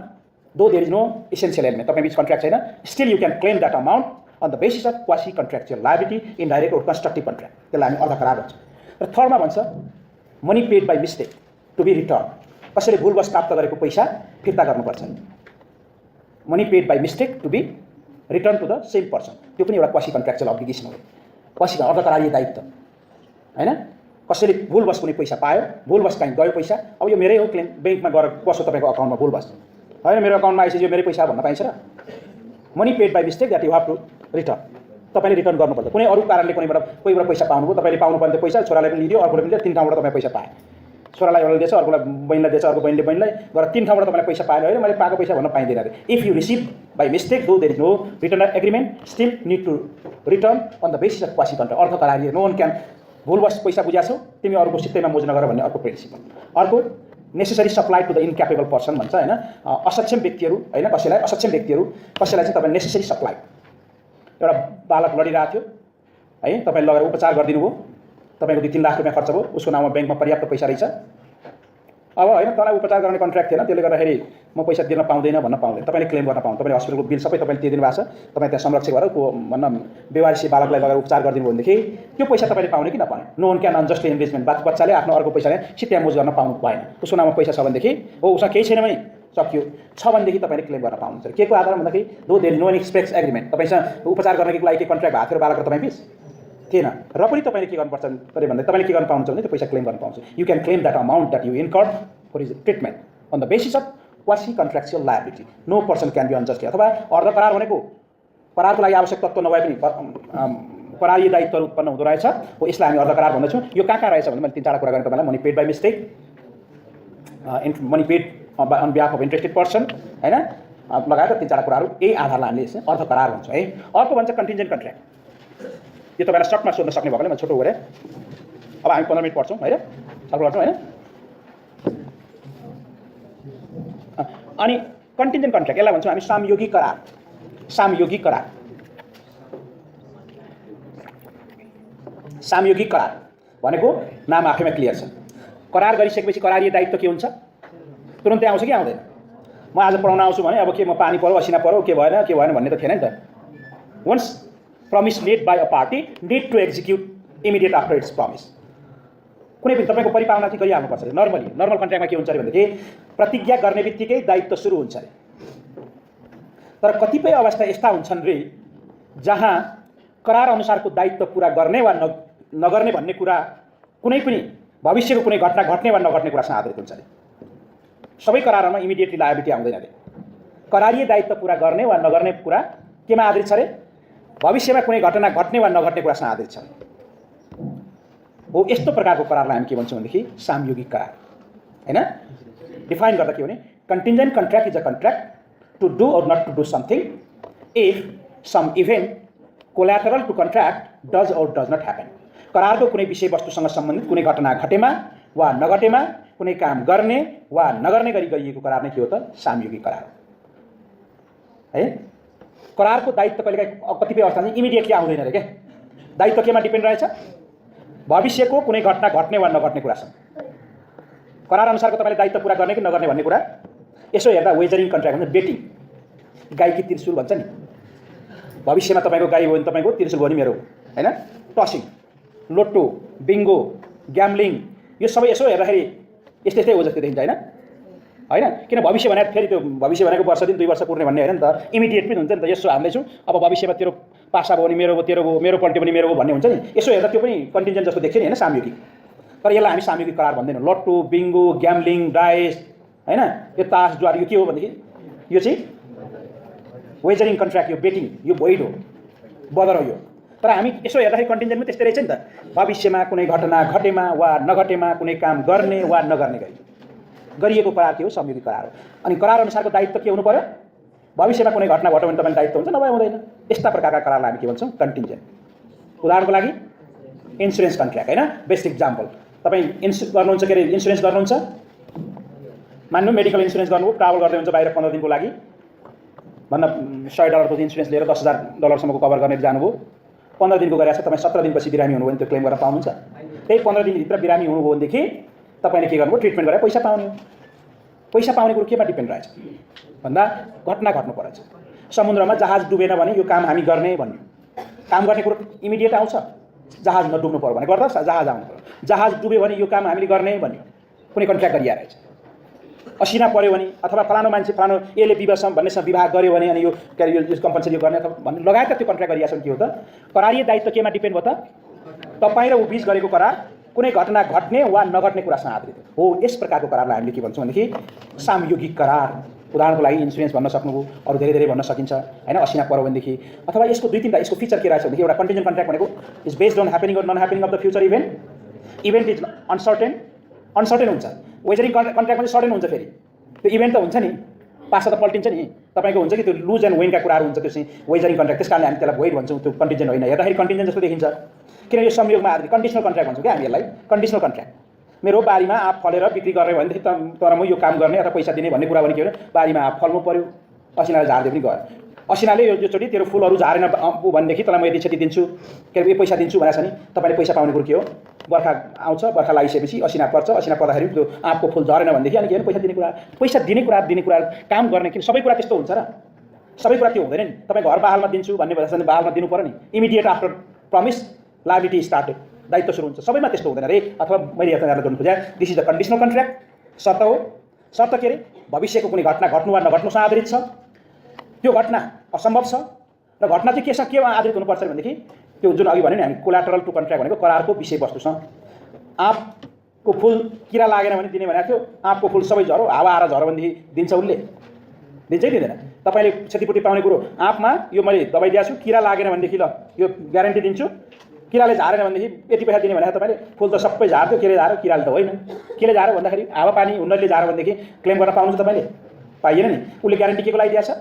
किराले खाएर झार्यो भने। अथवा यो त्यो मैले अघि उसमा कन्टिन्जेन्ट कन्ट्र्याक्ट कुरा गरेँ, के भनेको भनेदेखि it is an agreement made between 2 parties to do or not to do something if some event collateral भनेको मतलब करारको विषयवस्तुसँग सम्बन्धित कुनै घटना घटेमा। एउटा कारणले विषयवस्तु छ। तपाईँको इन्सुरेन्स गर्दा के अरे चोरी भयो भने भनेको छ, चोरी भएर मोटरसाइकल लस गऱ्यो भने भनेको छ, तपाईँ एकदम मुभ भएको ठाउँमा के अरे आगो लगाइदिए आन्दोलनकारीहरूले, पाउनुहुन्छ क्लेम? दिँदैन नि। उसले आन्दोलनको बेला किन हिँडिस भन्छ, आगो लगाइदिएसम्म तेरो चोरी भयो दिने भनेको थियो भन्दाखेरि आगो लागेको रिपोर्ट लगाएर दिन्छ तपाईँलाई, तपाईँ मोटरसाइकल लस त भयो, तर के अरे that is not event is not happen in relation to the subject matter contract. त्यही कारणले के भने करारको विषयवस्तुसँग सम्बन्धित यसका 5वटा नियमहरू छन्। एउटा घटना घटेमा भन्छ, अर्को घटना नघटेमा भन्छ, एउटा घटना निश्चित समयमा घटेमा भन्छ, अर्को घटना निश्चित समयमा नघटेमा, र अर्को असम्भव कामको लागि गरिया छ बदर भन्छ। यो 5वटा यसका नियम छन्। अथवा मैले सर्टली तपाईँलाई यस्तो सर्ट क्वेसनहरूमा चाहिँ कहिले देखिन्छ मैले यो भने सिलेबसमा भन्छ कन्टिन्जेन्ट कन्ट्र्याक्ट भनेको संयोगमा आधारित अथवा करारको परिपालना इमिडिएटली आउँदो रहेछ, कुनै भविष्यको कुनै घटना घट्नु वा नघट्नु रहेछ, र त्यो घटना घट्यो वा नघट्यो भने मात्रै करारीय दायित्व चाहिँ उत्पन्न हुँदो रहेछ भन्ने यहाँले यो कन्टिन्जेन्टको कुरा पनि गऱ्यौँ। यसका केही 5वटा नियम मैले भने नि,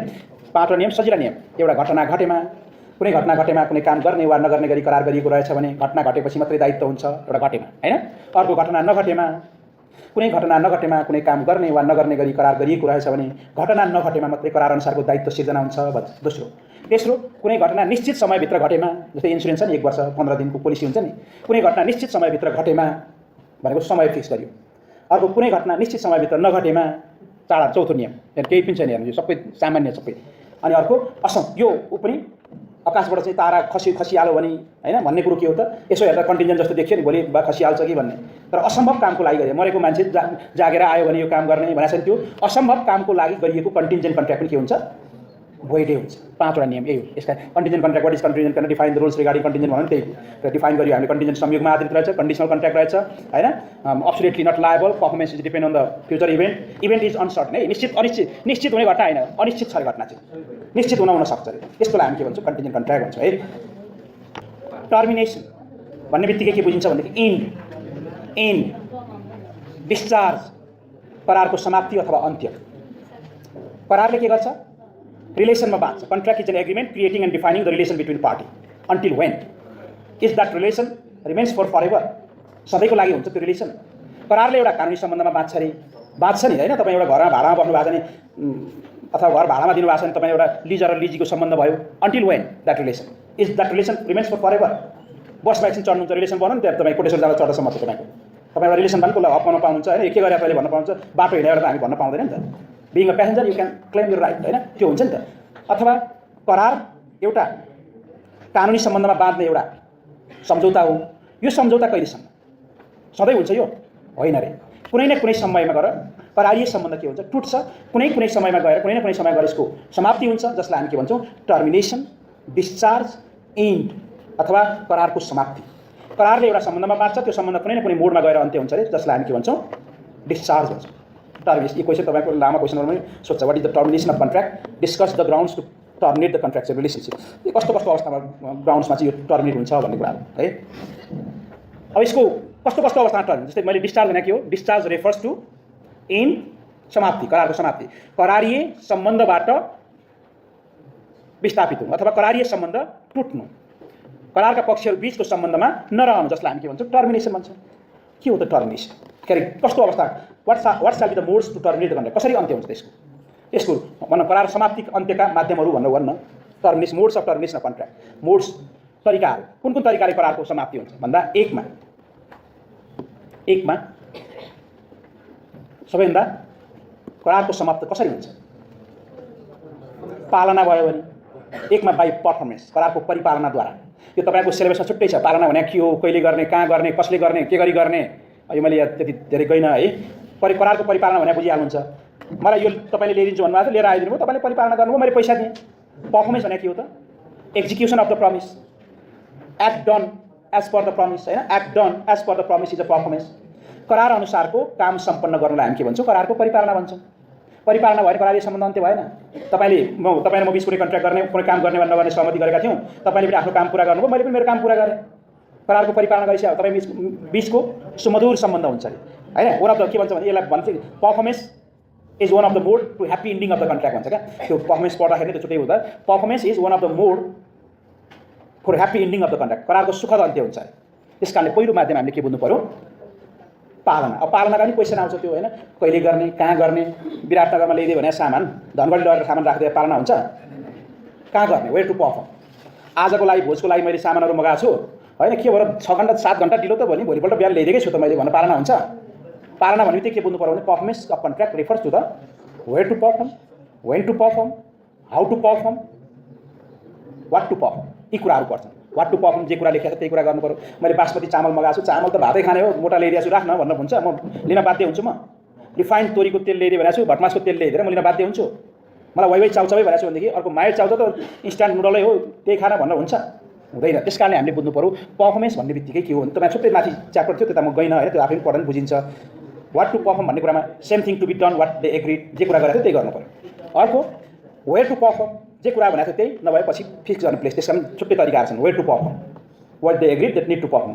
मलाई यहाँ काठमाडौँ ल्याइदियो भने सामान विराटनगरसम्म ल्याएको गरेर लैजा भनेर पर्फर्मिङ हुँदैन।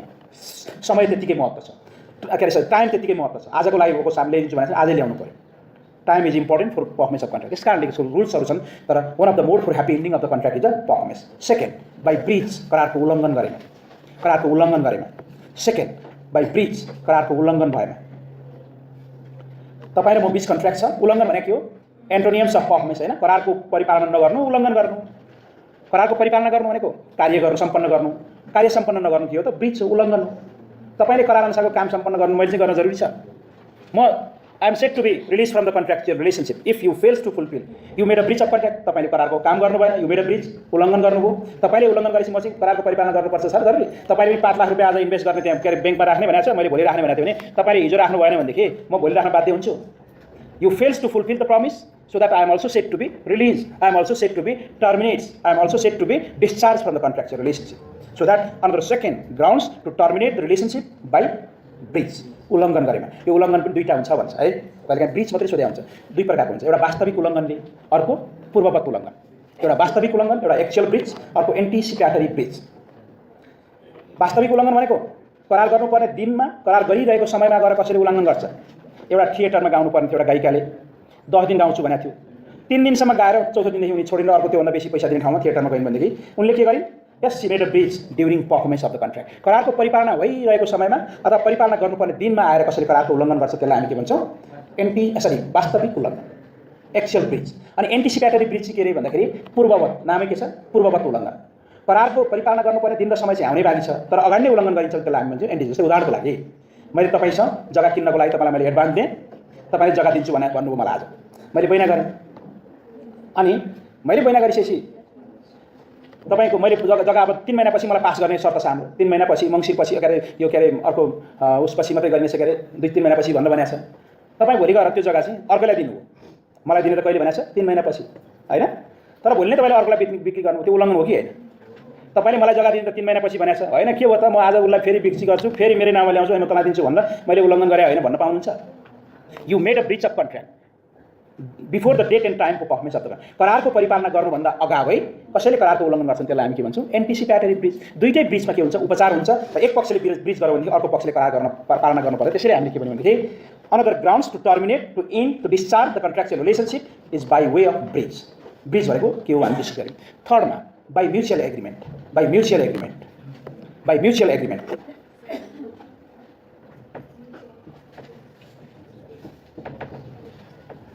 म्युचुअल एग्रिमेन्ट है,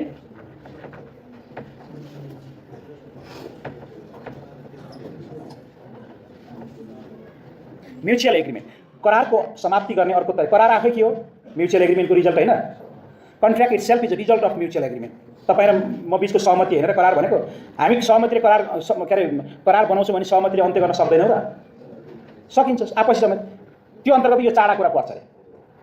mutually the contracting party may be discharged from the relationship under those way: novation, alteration, rescission, remission.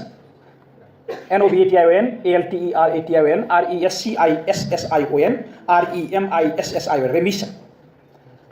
आपसी सहमतिले करार निर्माण हुन्छ, आपसी सहमतिले करार गर्न सकिन्छ। आपसी सहमतिभित्र पनि यो चारा पर्छ अरे के। नोभेसन भनेको नयाँ करार निर्माण गराउनु पर्ने। तपाईँ र म मिलेर आज चामलको कारखाना खोलौँ भनेको थियौँ, भोलिपल्ट गएर हामीले के गर्यौँ भने चामल होइन अब चिउरा चाहिँ खोल्नु पऱ्यो भन्नु भन्यो। नयाँ करार बनायो कि बनायो?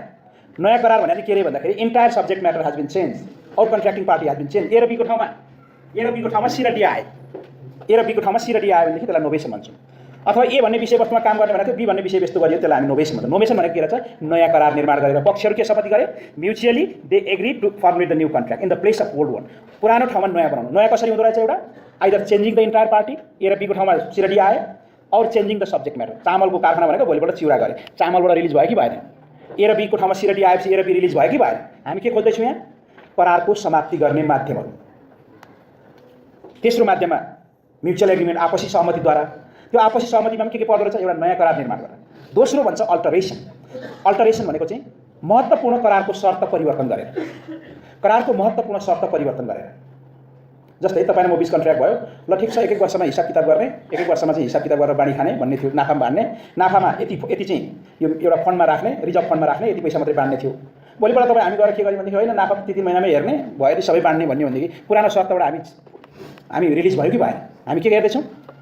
Termination from the previous relationship, contractual relationship. अब अगाडिको एक वर्षको कुरा हामी रिलिज भयो कि भएन? रिजर्भ फन्डमा राख्ने भनेको नराख्ने, रिजर्भ फन्ड पनि सबै 3 महिनामा हिसाब गर्ने, बाँडी खाने भनेपछि हो। यसलाई हामी के भन्छौँ? अल्टरेसन, शर्त परिवर्तन अथवा अल्टरेसन द्याट रिफर्स टु चेन्जेस। यो भनेको पुरै entire new contract is enacted होइन। नोभेसन, अल्टरेसन भनेको के रहेछ?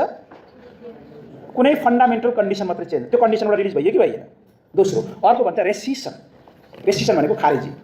यो नयाँ करार, एउटा नोभेसन न्यू कन्ट्र्याक्ट नयाँ करार, सेकेन्ड अल्टरेसन शर्त परिवर्तन, थर्डमा के भन्दैछौँ हामी? रेसिसन भनेको करार खारेजी गरेर।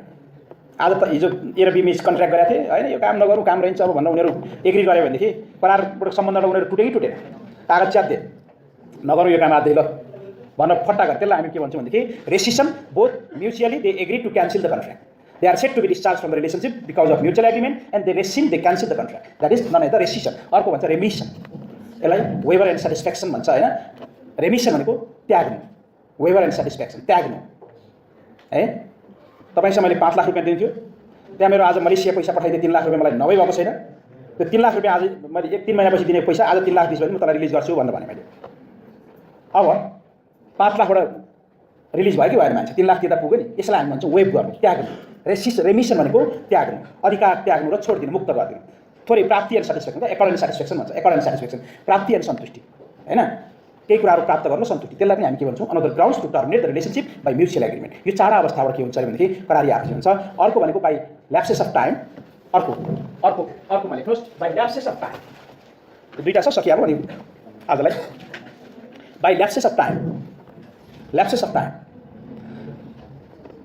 सीमित अवधिको लागि 1 वर्षको लागि तपाईँ चाहिँ रासन सप्लाई गर्छु भनेर आर्मीको कुनै बटालियनमा कन्ट्र्याक्ट गरेर तपाईँ ठेकेदार होइन, यो त यिनीहरू त खाइरहनुपर्छ, म अर्को वर्ष पनि गर्छु भन्न पाउनुहुन्छ। तपाईँको रिलेसन सक्यो कि सकिएन? के कारणले सक्यो? Time period is expired. If the contract is made for certain period of time, mentioning the time period, they are set to be discharge from the contractual relationship once that time is expired. यदि तोकिएको समय समाप्ति भयो भने करारीय दायित्व उनीहरू के हुन्छ अटोमेटिकली अन्त्य हुन्छ भन्नुभयो है यसमा। अर्को भन्छ बाई अपरेसन अफ ल, बाई अपरेसन अफ ल, कानुन क्रियाशील भएर। अर्को कहिलेकाहीँ तपाईँ पक्षले चाहेर नचाहेर होइन, law itself activate to discontinue यो रिलेसनसिप। कानुन आफै क्रियाशील हुन्छ अरे। करारीयसँग हामी के हेर्दैछौँ, करारले एउटा सम्बन्धमा बाँधेको हुन्छ, त्यो सम्बन्ध कहिलेसम्म, सधैँ हुँदैन अरे, कुनै न कुनै मोडमा गएर सकिन्छ अरे। त्यो सक्ने मोडहरू के हुन् हामी हेर्दैछौँ। अर्को मोड के रहेछ भने कानुन, एक्टिभेसन अफ ल और अपरेसन अफ ल, कानुन क्रियाशील भएन। कहिलेकाहीँ कानुन आफै एक्टिभेट हुन्छ अरे, जसको कारणले गर्दा के हुन्छ अरे, करारलाई विषयवस्तुले फेल गराइदिन्छ, तपाईँले चाहेर नचाहेर होइन। अघि नै मैले भने नि केही कुराहरूको सन्दर्भमा ल नै चेन्ज भयो, सब्सिक्वेन्ट इलिग्यालिटी भन्छ होइन, लगायतका कुरा। जस्तै मर्जर, लले नै के गर्छ अरे, ल इट्सेल्फ एक्टिभेट। जस्तै उदाहरणको लागि एक्टिभिटी भन्छ, तपाईँले ट्रक भाडामा लिनुभएको थियो, किन्नुभयो, 5 वर्षको लागि ट्रक भाडामा लिएको, त्यही ट्रक किन्नुभयो।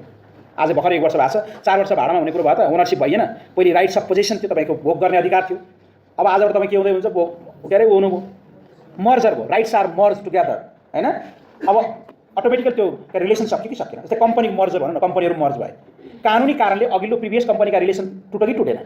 मानिलिनु रहेछ होइन, म फलानु पहिलेको कन्ट्र्याक्ट थियो भन्नुभयो कि त्यो अब सबै सर र कि त यता आएको छ, नयाँ कम्पनीमा आउने हो।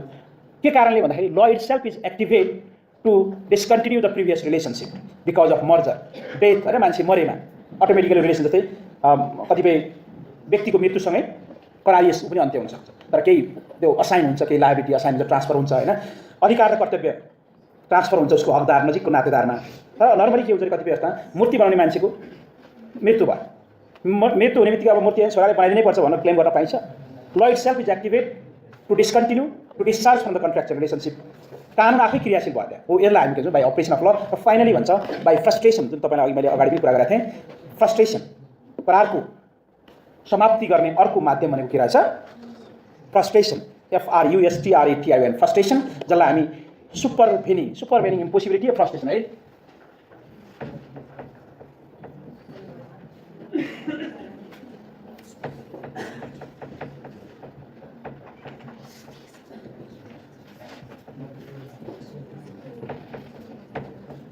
बाई फ्रस्ट्रेसन अथवा सुपरभेनिङ इम्पोसिबिलिटी, करारको अघि पनि मैले चर्चा गरेँ होइन, फ्रस्ट्रेसन के हो भन्ने समयमा असम्भाव्यता। एउटा करार हुँदाकै समयमा असम्भव हुनसक्छ। अर्को सब्सिक्वेन्टली, जसलाई नेपालीमा हामी हताशको सिद्धान्त भन्छौँ, हताशको सिद्धान्त। अथवा कहिलेकाहीँ फ्रस्ट्रेसन मात्रै होइन कि सुपरभेनिङ इम्पोसिबिलिटी भनेको पछिको असम्भाव्यता, असम्भाव्यताको सिद्धान्त। नेपालीमा यसलाई असम्भाव्यताको सिद्धान्त भन्छ होइन, हताशको सिद्धान्त, असम्भाव्यता। यही कुरा हो। करार हुँदाको समयमा करारको विषयवस्तु ठिकठाक थियो, पुरा गर्न सम्भव थियो। करार भइसके पश्चात काबुभन्दा बाहिरको परिस्थितिको कारणले होइन, beyond the control of human being, it became impossible. अब पुरा गर्न सम्भव भएन, त्यसलाई हामी भन्छौँ हताशको सिद्धान्त होइन। जस्तै सामानहरू आउँदै थियो, हताशको सिद्धान्त क्लेम गर्ने ग्राउन्ड तपाईँलाई मैले भनिसकेको छु होइन। एक्ट अफ गड, दैवीय कारण, यसमा दैवीय कारण होइन, भोल्क्यानो होइन, त्यसमा चाहिँ भोल्क्यानो, अर्थक्वेक, ल्यान्डस्लाइड होइन, यो अहिले के अरे टोर्नाडो, सबै के हुन्छ एक्ट अफ गड, दैवीय कारण। कहिलेकाहीँ दैवीय कारणले करारको को अगाडि थियो तर पछि गएर के हो पुरा गर्न सम्भव भएन जसलाई हामीले दैवीय कारण। अर्को declaration of war, either internal वार और एक्सटर्नल वार, बाह्य र भित्री युद्धको घोषणाको कारणले कहिलेकाहीँ तपाईँले कसैलाई सामान सप्लाई गरिदिनु पर्ने थियो, युद्ध छ, कर्फ्यू छ, सबै छ, तपाईँ सामानै लान सक्नु, तैँले सामान किन नल्याइस् भनेर दाबी गर्न पाउँछ। अब तपाईँ त्यो दिनको दायित्वबाट मुक्त हुनुभयो, किन भन्दाखेरि it became impossible to perform due to unavoidable reason because of changes of circumstances, परिस्थितिमा आएको आधारभूत परिवर्तनको कारणले करार पुरा गर्न सम्भव भएन। दोस्रो अर्को भनेको इनक्यापेसिटी टु पर्फर्मेन्स, इनक्यापेसिटी, करार पुरा गर्न सम्भव भएन। गीत गाउनु पर्ने कलाकार थियो, ऊ बिमारी भएर बस्यो, नाच्नु पर्ने थियो, खुट्टामा चाहिँ उसको चाहिँ भाँचियो, she or he became incapable to perform at that time. यस अगाडि थियो, तपाईँले गर्दाखेरि थियो, सब ठिकठाक थियो, आज तपाईँको आएर यहाँ पर्फर्म गरिदिनु पर्ने बेला चाहिँ बिमारी भइदियो। के हो त्यो? परिस्थितिमा भएको परिवर्तन, जसलाई हामी फ्रस्ट्रेसन भन्छौँ। She or he is set to be discharge from the contractual relationship because of changes of circumstances. त्यो अर्को भन्छ changes of law and policy of the state, राज्यको पोलिसीमा परिवर्तन भएन। अघि मैले कुरा गरिसकेँ तपाईँको होइन, वक्तव्यको इँटा टायल भनेको, आज पोलिसी राज्यको ठिकठाक थियो, राज्यको पोलिसीले अर्को दिनदेखि के हो वक्तव्यमा इँटा टायल नराख भन्यो काठमाडौँ उपत्यकामा। अब त्यही जग्गा तपाईँ 10 वर्षसम्म दिनुपर्छ जरुरी छैन, किनकि त्यसले विषयवस्तु नष्ट भयो, विषयवस्तु फेल भयो। के कारणले भन्दा changes of law and policy of the state. त्यो तपाईँको व्यक्तिको कुरा थियो, त्यो व्यक्तिको काबुभन्दा बाहिरको कुरा थियो, राज्यको पोलिसीमा चेन्ज हुने। र अर्को भन्छ डिस्ट्रक्सन अफ सब्जेक्ट म्याटर, विषयवस्तु नष्ट भएन, विषयवस्तु नष्ट भएन। जुन विषयवस्तुमा को सम्झना करार गरिएको थियो त्यो विषयवस्तु नै के हो त डिस्ट्रोय भयो भने पनि करारीय सम्बन्धबाट अटोमेटिकली के हुन्छ अरे ल्याप्स हुन्छ भन्दो रहेछ। ल आज यति गरौँ है।